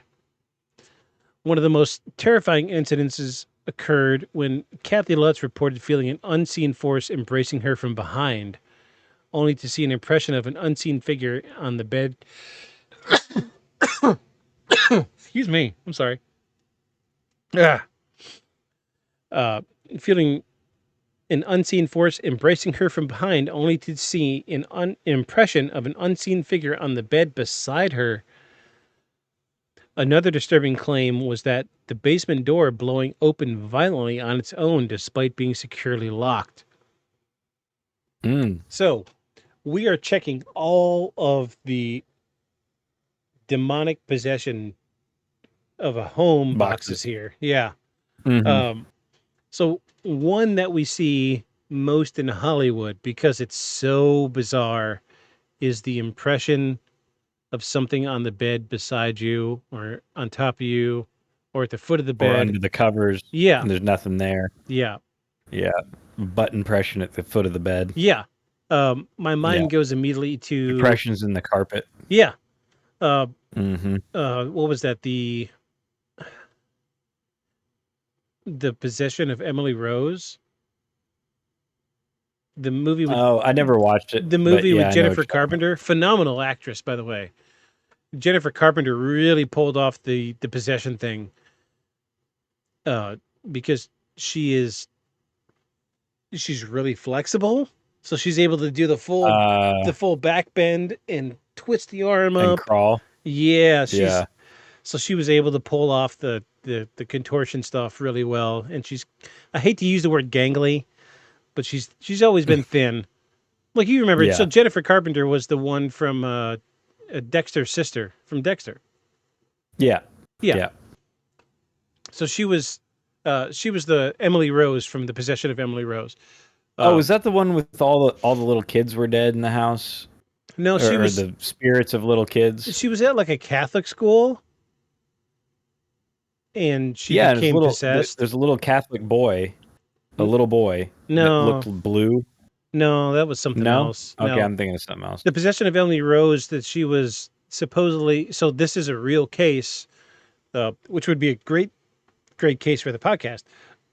That supposedly she became demonically possessed, and through like 30 or 40 attempts of an exorcism, it killed her. Oh, so like the family believed that fasting was the right way to go, and taking her off of her. There was a bunch of factors that played into it. So it could go either way. Like it could have been demonic possession, or it could have been something to have to do with. She could have been psychotic, and they took her off her medication. Right, and deprived her of water and food. Right.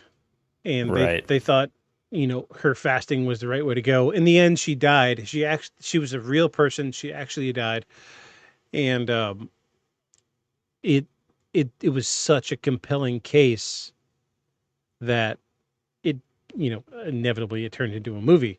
But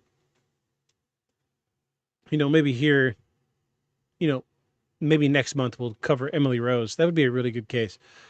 But yeah, phenomenal case. Same kind of thing as what the Lutzes were dealing with here. So let me see. The Lutzes experience, blah blah blah. Following their departure, the Lutz family sought the help of paranormal investigators, including Ed and Lorraine Warren, renowned demonologists who claimed the house was possessed by an evil force. Their involvement further fueled public interest and controversy. The Lutz's experience has left them deeply traumatized, and they struggled with financial and emotional difficulties in the years following their time at the Amityville house. So this brings us to the point where I was going to show you the video of Ed and Lorraine Warren, where they were interviewed in the 90s talking about the Amityville house. Let me see if I could find the picture. At least show you the picture. Jeez.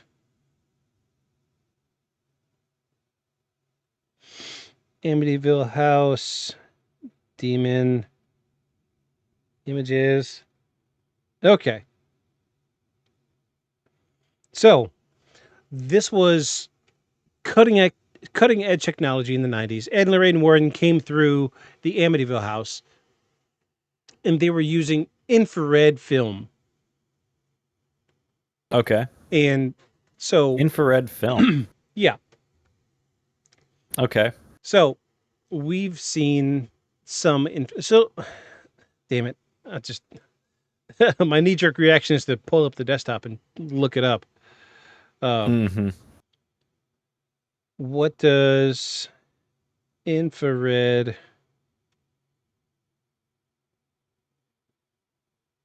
film capture?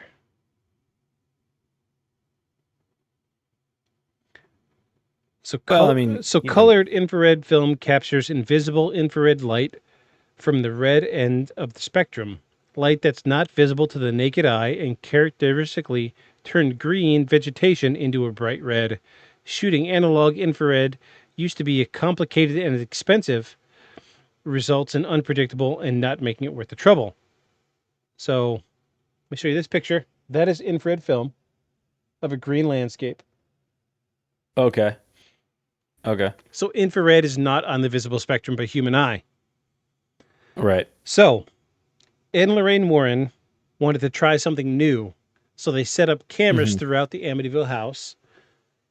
And they would do... So the popular thing in the 90s was they would set up motion triggers or temperature triggers to where if something were to change in the environment, it would trigger the camera. Right.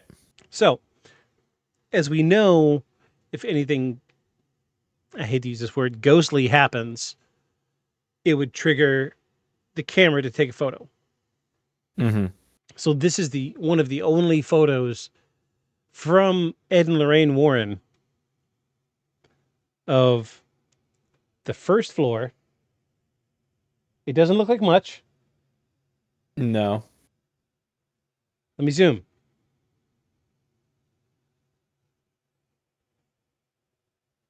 You see the boy in the doorway? Oh, yeah. Yeah, I do. Huh. Yeah, I can see it. Dang. Them little peepers and his plaid shirt. So, Huh. in the video, the interview with Ed and Lorraine Warren, they said that... So, let me back up a little bit. Ed Warren was the investigator. Lorraine Warren was the sensitive that could detect what's going on. So Lorraine, as soon as they walk in, Lorraine's like, this place is bad. Lots and lots of negative energy. So she walked around the entire house, got a feel for it, and she was like, there is something here. I don't know what it is, but it is evil incarnate. It is the most evil entity I've ever felt. So that was when they decided to set up the cameras. So they set up the cameras, they find this photo, and Ed Warren went on to say that, let me see if I can, I want to pull up this video because he says it in such a way. Man.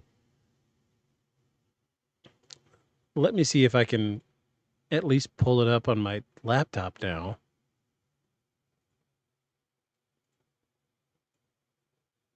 Jeez.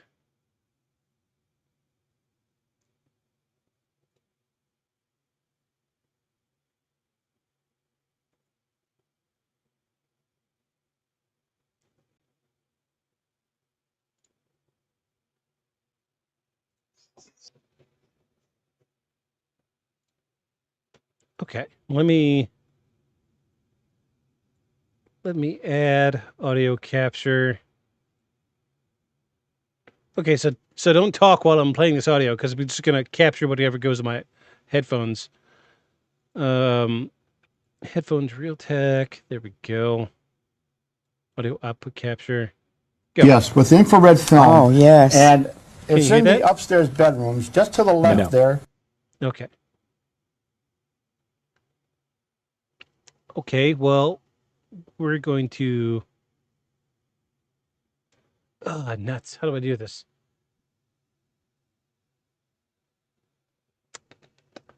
Give me a second. I'm gonna get it here just a second. I'm gonna share my screen.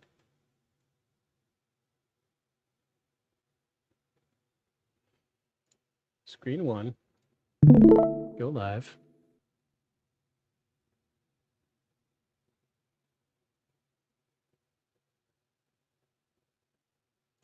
You see what Can you looks hear like a that? small boy's face. Oh wait, you've got to watch the video. Oh, sorry. Yeah. Okay. All right. This next picture that we're going Can you hear that? There you go. Yep. Okay. Yep, there you I'm gonna go. play this audio. This should be capturing now. Here we go. Okay. to see I think was this is, taken this is again- an astonishing picture, in fact.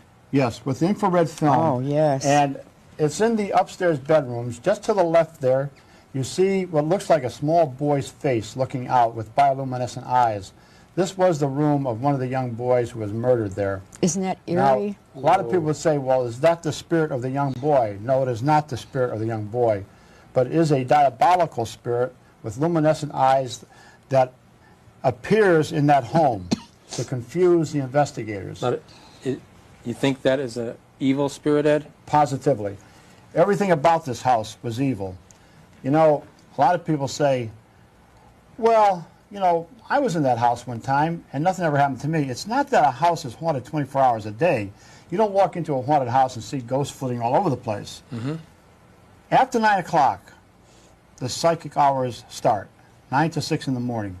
9 o'clock, the energy starts to build up because of the darkness. Then you start to get what we call the infestation in a house like Amityville. First you hear the little knockings, the rappings. Then you might hear pounding sounds. Then you might hear crying or sobbing, hysterical laughter. These are the types of things that actually happen in these homes. But pictures like this, taken with infrared film, the camera is neither for nor against the supernatural or Right. supernatural world. Right. It only takes what it sees. And what it sees here is a spirit of a diabolical nature in that room. This next picture that we're going Okay. There you go. Wow. Yeah. He speaks pretty definitively Yeah. about that. Yeah, he knew his stuff, man. Yeah, he's pretty certain. There we go. Okay. So that was Ed and Lorraine Warren, like 97, I think it was. And let me make sure my audio is still capturing here. Yep, there we go.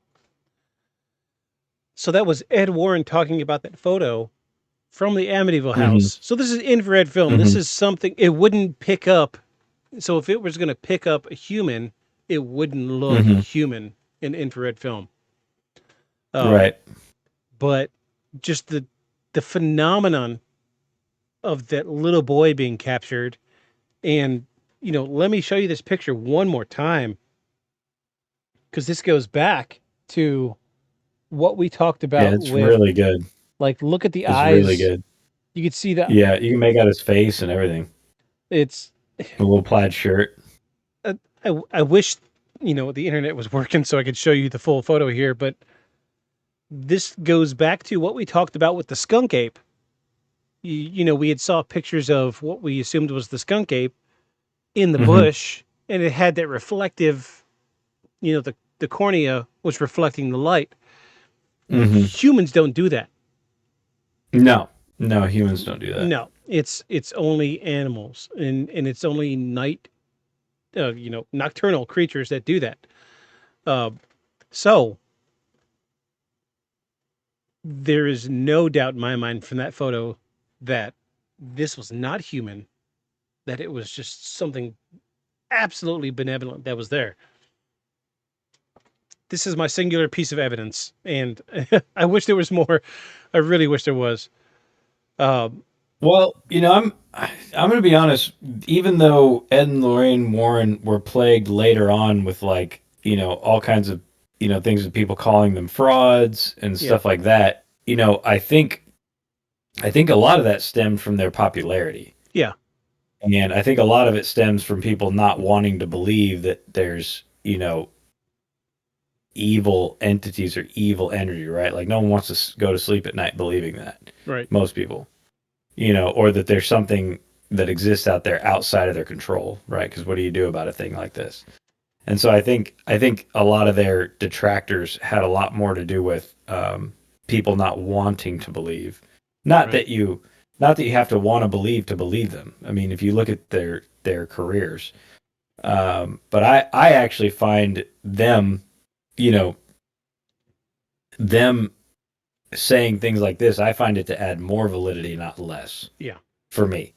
Because I happen to think that they were very good at what they did and super forward thinking in their approach. Like even this, using infrared film in a time when it wasn't even, I didn't even know that was a thing, first of all.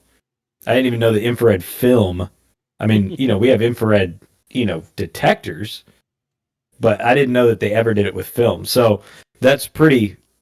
I think that's the way they try to incorporate technology into trying to make this into a scientific investigation of this sort of thing says a lot about them as people and their integrity. Yeah. Because why go through the trouble and the expense of this stuff if you were just gonna make forged photos? Yeah. Right. Like why spend the money? Why go through the expense? Why spend so much effort into making it as scientific as you could given the subject? I find their testimonies to add more validity to stories rather than less. Absolutely. All right. So I agree with you that, it makes me wonder the cost of like developing and shooting infrared film in the 70s. I imagine they had to do a lot of it on site. That sounds like pretty sensitive film given the trouble they're having. I would imagine it doesn't transport well. I bet I feel like they might have set up a darkroom on site to do the thing. Because think of film development in the 70s. Lots of people who shot a lot of film had their own darkroom, right, to develop it. If you're talking about an experimental film, you're not going to take this down to, some place and get it developed. I bet they had a darkroom set up on site. Oh, geez. The Polaroid SX70, which cost about $280, and each pack of film cost $16.90. At the time? When adjusted for inflation, the camera would cost about $1,353, and the film would cost $52 in the 70s. Dang. Yeah, so that's, I guess that's not a astronomical investment, but I couldn't do it. I mean, yeah, I would say if you and I were going to go out and do an investigation, you said we had to have $1,000 camera. I'd be like, We'll just use our are phones. you sure? I'd be like, are you sure? That sounds like a lot. Yeah, I mean, I know this is all they did, but I'm saying that's they did more than that. Yeah. And then on top of that, they had electronic triggers and stuff set up at the Yeah. time, which I imagine was something they had to cobble together themselves. absolutely. Yeah, Much they like that house in England that we covered. Yeah, Where they had RCA jacks and shit, stuff cobbled together from a electronics store, and the dude there was like, I think I can figure something out. I think I can make something, to make the trigger, because it wasn't a thing you could just buy. yeah. So this was who needed triggered. that? I couldn't figure out a way to trigger a Polaroid camera with expensive film to take a photo if something changes in the environment today. Right. I mean, I Right. I probably could figure it out, but it wouldn't be glamorous or graceful. Right. So you see what I'm saying? They put a lot of thought into it. Yeah. And we're just talking about that particular photo, what it took to take that one photo. Yeah. But they did this with everything. They put a lot of thought into their investigations, and they didn't, stuff they didn't think there was anything to, they didn't publish. They covered a lot of stuff they didn't publish because they're like, there's nothing here. You guys are just freaked out, and you probably need to calm down. If they didn't find anything, they didn't. At least my impression has always been they covered a lot of stuff, and they only published the stuff they thought there was something to. Right. So, like I said, I think that they had, integrity, and so I find them reporting in this sort of emphatic term. I find it to add validity to it. I find it to be great evidence, actually. Sure. Yeah. Myself. So we get a little bit more, and then we'll get into our closing statements. So, let me grab my mouse here. Following their departure, they sought the help of Ed and Lorraine Warren. Some have speculated that George Lutz had an interest in the occult, and that his beliefs may have influenced their experiences.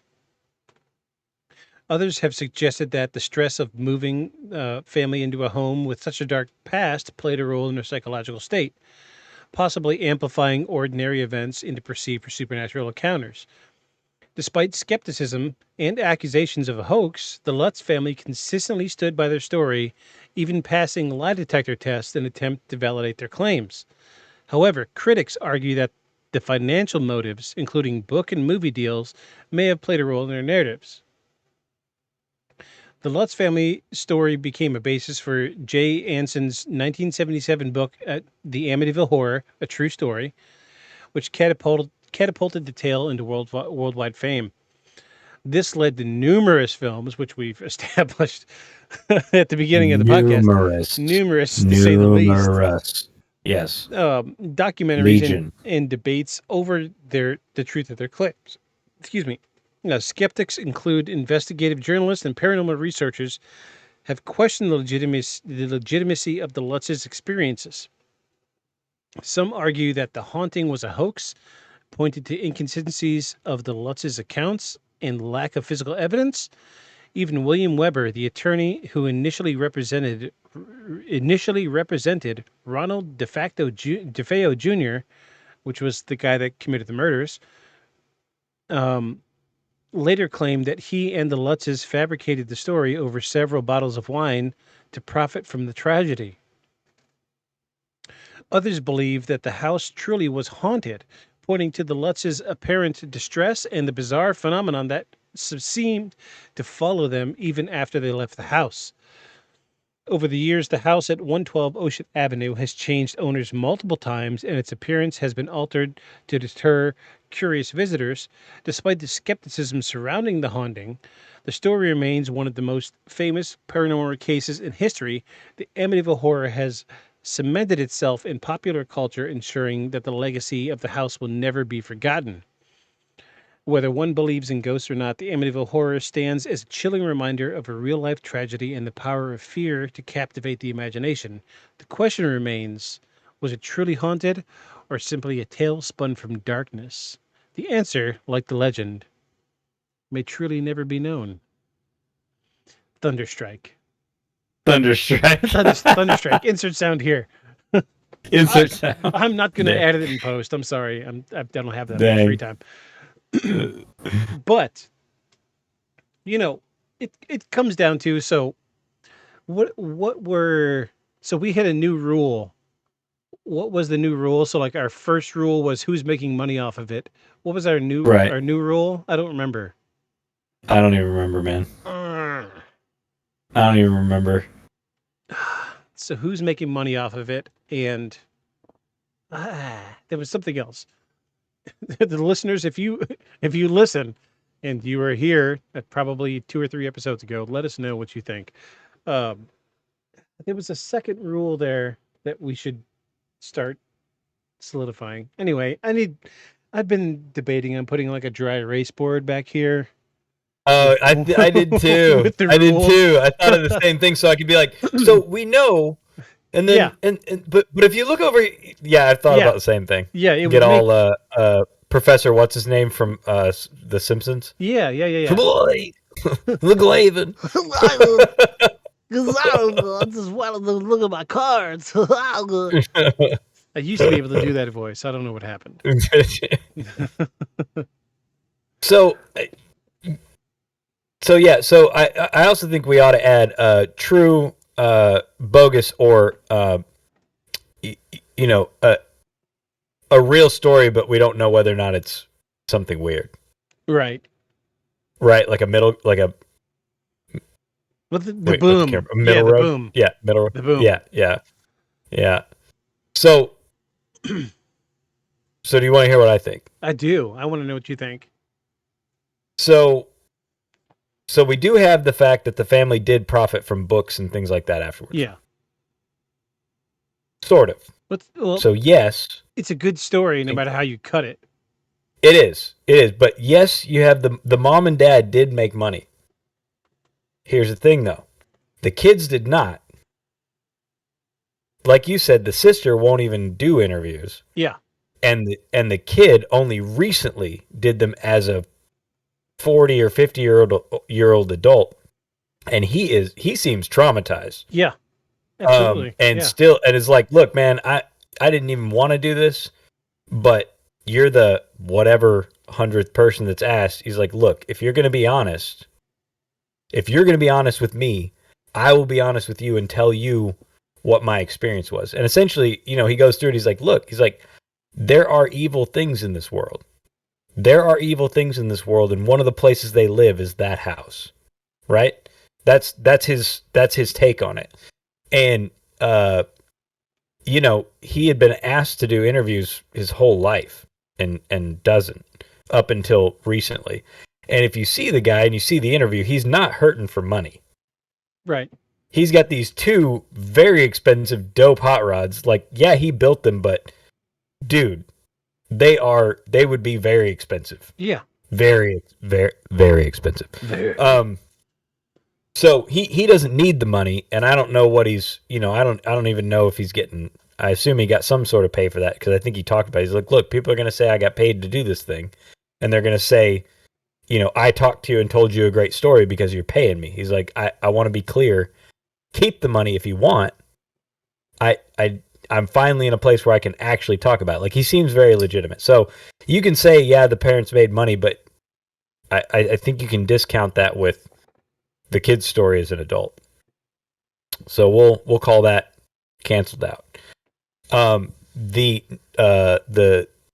son of the first family certainly didn't get paid to murder his family. Yeah. And I think even given the things that get reported from houses where just somebody dies, right, or 2 somebody's die of old age, given the stories that are reported from that pretty regularly, that's a pretty common ingredient soup for a haunting of some kind, mild or otherwise. Somebody died in the house, right? Died in a space of living or something like that. Well, here you have 6 people brutally murdered in the house. I find it very plausible that there's something awful going on in there after that. Also, the kid that did it and then later adult, must have been full of all kinds of awful energy to do such a thing. Whether or not the guy who built the house was into the occult, I don't know. I never saw any good evidence, right? Other than rumors that he was a weird guy and built the house there for a reason and all that stuff. All that stuff is fact that, you know, he had to build it there and he built it there for some reason that was important to him. All the rest of it's kind of rumor and speculation. Ed and Lorraine Warren and their picture I find to be great evidence. And I think the number of times the house is sold, which I think whenever I saw a show about it was higher turnover than any of the other houses in the area, says a lot. And I think even people trying to obscure the house, you know, you can say, oh, it's because it's popular for people to come look at. It might also be that they're just trying anything to change the house. Yeah. So that it's not, you know, hoping to change the architecture, remodel the inside. Maybe they might be able to shuck off some of the bad energy. Right. Which I would be inclined to do if it were me and it was a house that I wanted to try to keep, but I was trying to do anything to change it. I find this to be, I think this is true. I think this is probably one of the better paranormal category stories we've done, and we've done others that we thought were plausible. And this one, I'm convinced. I'm convinced that there at least was something awful going on in there. I don't know, you know, nobody's been in the house publicly in a long time, so I don't know now. I don't know how the people there feel about it. Obviously, they don't want anyone to ask them. Right. Given all the effort they've gone to obscure, Yeah. you know, the availability of and where it is and all that. So, but I think it's absolutely haunted, or was. So you could tell I was doing something on my phone while we were talking. Mm-hmm. So I just got curious and I was like, so what's another really famous murder house that we can look up to see if they block themselves on Google Maps? The Charles Manson murder house is not blurred out in Google Maps. Oh, the one in the Hollywood Hills. Yes. Yeah. Sharon Tate's house. I was able to pull up photos, street view of that house. So that tells me that there's something strong and significant about the house in Amityville in New York that they don't want people to come around because, I don't know, maybe it's the evidence is strong. I'm going to say that. Mm-hmm. They've gone to pretty far lengths getting it off Zillow. I mean, yeah, Zillow pulls info from the web. Yeah. Like they pull it from MLS and other stuff. Like they don't go around and shoot these photos. They just scrape the web. Yeah. And autofill a lot of this stuff from sites that you list your stuff on when you sell it, like the MLS. Like when you get a realtor, your stuff goes on the MLS. That's where other realtors find it to show their clients their stuff.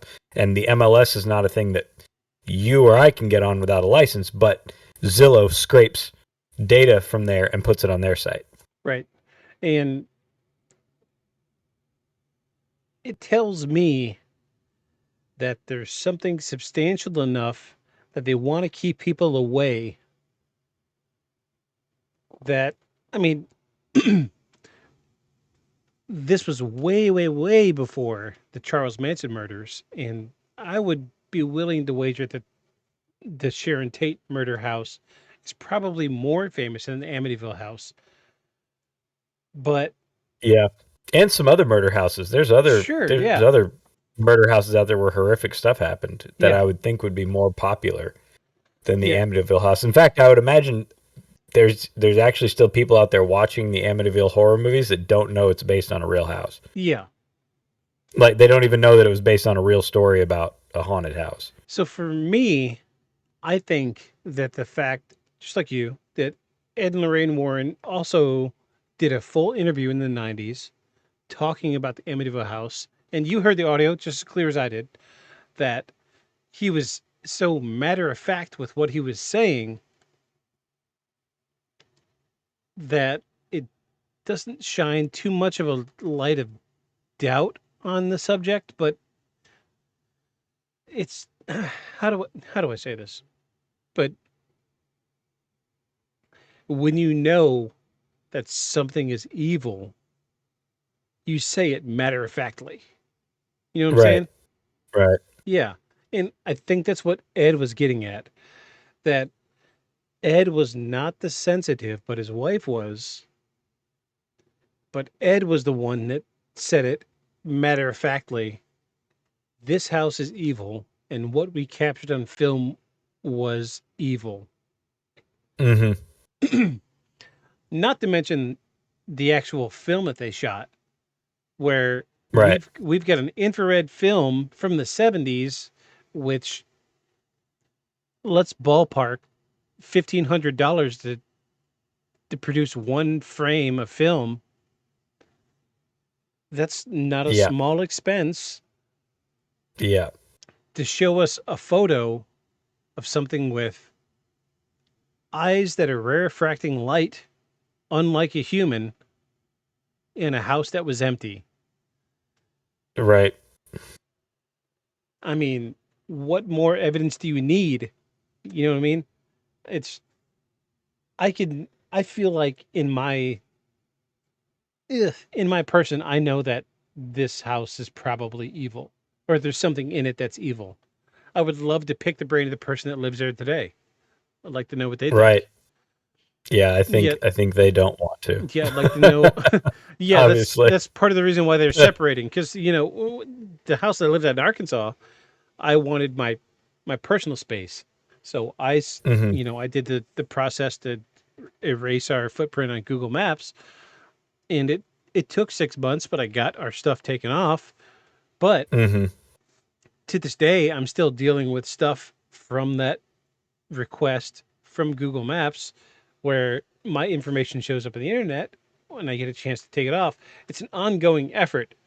It's not something that you do half-heartedly. Right. We both go through great lengths to separate ourselves. That's why we use not our real names. But Right. Yeah. um, Sorry, everybody. My name is not actually Aeon, and he's Yeah. not actually Victus. In case you didn't know that. Yeah. Sorry. Sorry. My birth certificate does not say Victus. Yeah. No. If only. Yeah. Right. No. Although I did know a kid here in Fayetteville, whose parents named him Blada because their last name was Grass. His name was Blada Grass. Yeah. No kidding. Yeah. He walked around Fayetteville barefoot. Had a bike and walked barefoot and biked everywhere and wore overalls Man. with no shirt. Yeah, he's that kid. So back when I was Yeah, living in Blada Detroit, Grass. there was a girl in my graduating class. Her name was Shathid. Oh no, not Shathid. Oh no. Seriously, dude. Her name was Shathid, but it was spelled Shithhead. Yeah. Poor girl. Shathid. Yeah, one day I'll find that yearbook, and Oh no. we'll all make bad faces at it. But anyway, Immortalized Yeah. forever. yeah, I think that the Amityville house is it's true. It's real. It's as real as it gets. And so when we look at cases like Ding. this, we see ding. Ding. So usually when we look at cases like this, there's lots of evidence that make us go, well, there's this and this and this and this. Mm-hmm. But when it comes to the Amityville house, we've got so much evidence on the opposite side of that spectrum that make us go, this is really haunted, but we don't have any evidence to prove otherwise. I would even say the priest running out and Yeah. claiming, the voices. So I'm sure many of you do not have a husband who is a priest. Right. I do. And my impression of him and other priests that he has introduced me to, at least in the old Catholic Church, which is Dutch Episcopalian, basically. Yeah. Split from Rome in the 1800s before y'all want to get been out about it. Is that when it comes to spiritual, spiritual things and bad energy and stuff like that, fearless. Yeah. Does not phase him. Not, he and I even talked about our house. He's like, do you think it's malevolent? I was like, I mean, no, but if it is, do you want to move? He's like, no, I don't care. He's like, can't do nothing to me. Yeah. I was like, right. So fearless, and that's been my impression from other priests that have been asked to go and bless places that people are, very afraid of and things like that, is that they're not, right? They feel, like they're, they've come properly armed, right, for such a thing. Right. So, and that's generally a Catholic perspective on it, right? And so for this guy, this priest that they had to come bless the house and not be able to finish the blessing because he got so freaked out by something that happened, that too is compelling to me. Now, right, not every priest is the same. Some might just be, scared of their own shadow, but I find that unlikely.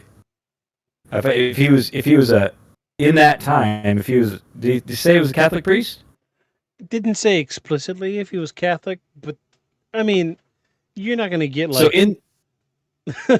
like a Southern Baptist minister in Indiana, right. It's probably in a Catholic New York. priest in the 70s. Okay. Yeah. Right. Well, so the reason I say this is a Catholic priest in the 70s, the likelihood that he didn't go to a full-on seminary thing like Paul did is very slim. Yeah, I mean, Catholic priests are the only one. Catholic priests are the only one that are going to do blessings of houses anyway. Right. And so because they're trained. Yeah, they're trained in that. Right. And that temperament about spirits and that sort of thing comes from seminary, right? And their training, and because it's like going to college. Their seminary training. So I imagine that he believes that he experienced the thing that he said he experienced. I have no doubt. Also unlikely to be swayed and talked into doing some sort of PR stunt. Right. Yeah. For the sake of those people to make money. Yeah, because Find that unlikely. Because then it comes into question of his belief, and you're not going to rattle a Catholic priest to the point where, hey, man, I'll give you $100 if you say you were scared out of this house. Catholic priest is going to do that. Right. So maybe so 100 million. I find that also.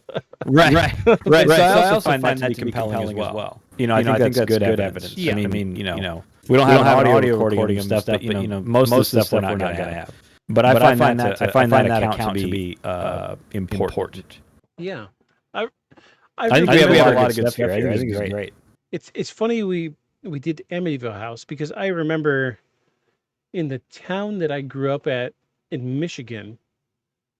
So I grew up right along the Detroit River, and there was a house. It was always vacant, but the original builder of the house built it as a replica of the Amityville house.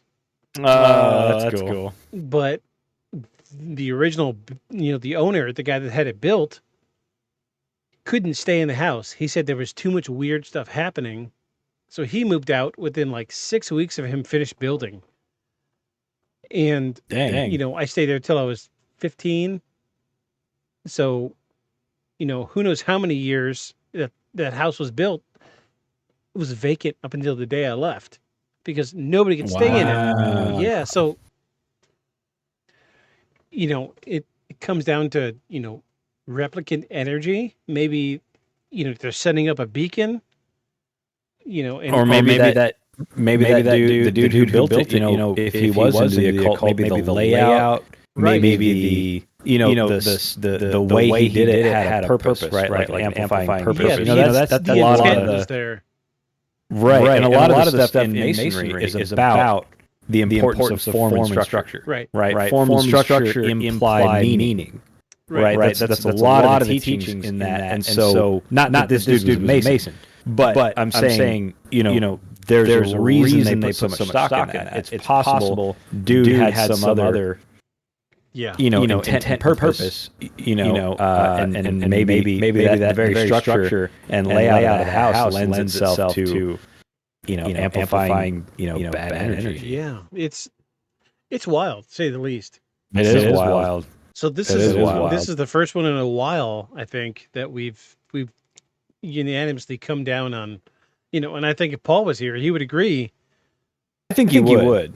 I think he would. I mean, I'll get his opinion later, but I think he also would. Plus he likes the story. We'll pick his brain He next likes week the story. as an opener, just to see what he says. Mhm.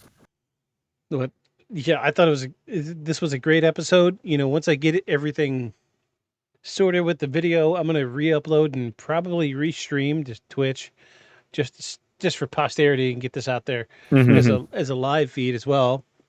But I think this was a great episode, despite our ridiculous internet issues tonight. My internet still isn't up. Somebody. Oh. Hold. Wow. Hold on. Is that your? That was my internet coming back up right as I said that. Wow. That was the mic from the other computer. Yeah. Dang. If that's not weird, I don't know what is. The Yes. spirit of the Amityville house still doesn't want the story out. Literally at the end of my sentence, the internet comes back up. Wow. That is crazy.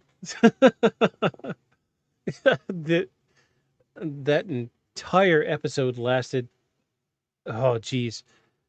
That was weird, right? That was very weird. Yeah, right as you said. Yes, internet's still out. Like I haven't talked Audio doubling. how long have we been recording? 2 hours, 17 minutes. We've been talking, and then as soon as I make one mention about the internet being out, my streaming laptop comes back up. Wow. That is weird, man. I don't know what to think of that. Yeah, that was a little too weird for me. Wow, man, I'm a little creeped out. Yeah, that was weird, dude. Like the audio of the laptop rejoining the podcast. Wow. Yeah, I got the little pop up of the Bigfoot. Your laptop. Yeah, we should have got that. I think we got that on stream. That was weird. You did. Yeah, I think it's on there because I wasn't even following it and it just popped up. Yeah, because that was the one I didn't leave the voice chat. That was weird. Ooh, spooky. Crazy, bro. Crazy. But it's weird because, like, my desktop still shows I'm offline. Weird. Anyway, do you want to... So we're in agreement that the Amityville house was real. Yeah. Okay. Haunted. Yes. Cool. Haunted. Cool. We'll very haunted. We'll pick quite haunted. We'll pick Paul's brain next week. So speaking of next week, what are we going to do? You have some that you've had queued up and ready for a while. So why don't we do one of those? Let me see what I got. You have two. So Amityville was one of them. Mm-hmm. The Thornton Heath Poltergeist. Let's do that one. You want to do the Poltergeist? Okay, we'll do Poltergeist next week. Okay, cool. Let's do that one. We've been slacking off on doing paranormal ones, so let's do. Yeah, this one was. Let's do it. Let's do another one. This was good. I like this. So subpar is bad. What is the opposite of subpar? Par? On par? On par? Above par? Above par? Eagle? Above par? Eagle? Birdie? No, Golf. Birdie's over. Yeah, I don't know golf. Yeah. Golf is weird.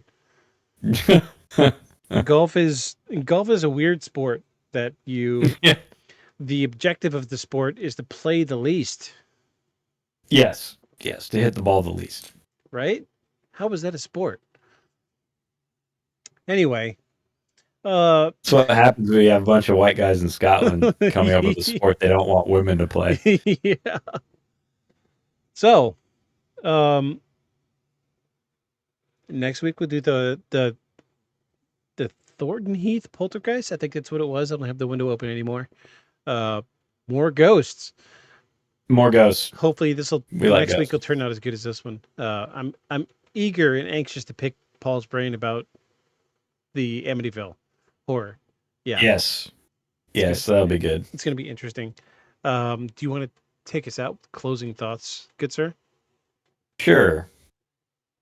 Let us contemplate for a moment the darkness.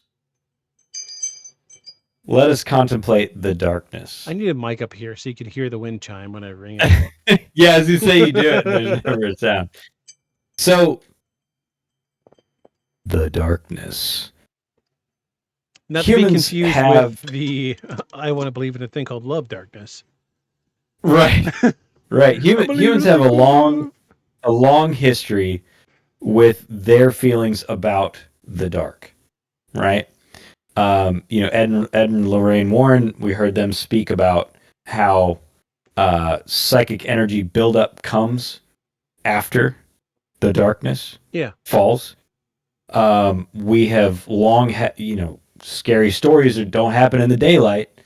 It's always, it's always a nighttime setting, right? It's always in the dark. People, anthropologists would attribute humans fear the darkness because we don't see very well at night, right? Predators, night predators stalk the darkness. But if you look back in human history, I think it's more than that. Even after we had very, advanced, fortifications to keep out, anything predatorial, and even other humans with, serious weapons, still the darkness holds a certain amount of fear for the average person. I'll give you a great example. Go sometime in your house at night when you're by yourself, turn out all the lights and go in your bathroom where there's no windows and sit in the silence in the darkness for 20 minutes. You'll hate it. Mm-hmm. You will hate it. Yeah. So, I think that there's something to that. I think that there might be something in the darkness, or something in the quiet of that lets people who are not sensitive feel something that's uncomfortable for us, something that's alien to our, matter-based world. And I think we see examples of it all the time. Not just our feelings about it, but, incidences of the paranormal, sounds. Nobody, even hiking in the woods at night is fun with 4 buddies. Do it by yourself. Yeah. It's not fun. It's not super fun. In the dark, out in the middle of nowhere, not fun. And you're not going to get eaten by anybody. It's not like we got packs of wolves roaming around the Ozarks. Yeah. You still won't enjoy it. A night hike is a lot of fun with like 3-4 people. You by yourself, it's not fun. And so in saying that, I think something stalks the dark. Something stalks the dark, and I think we all know it at a deeper level. But I also think there's a lot of mystery to be found in the darkness. A lot of interesting things worth looking at. Just maybe not by yourself. And if you want to find out what lies in the darkness, you should follow us. Beyond the shadows. Good night, everybody. Good night.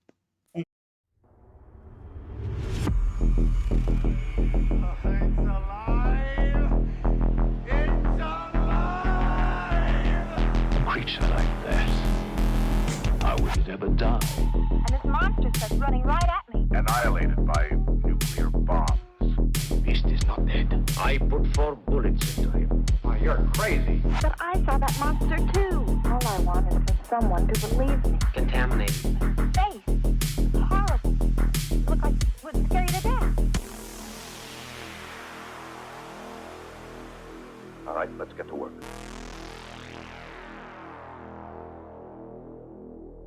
Beyond the shadows.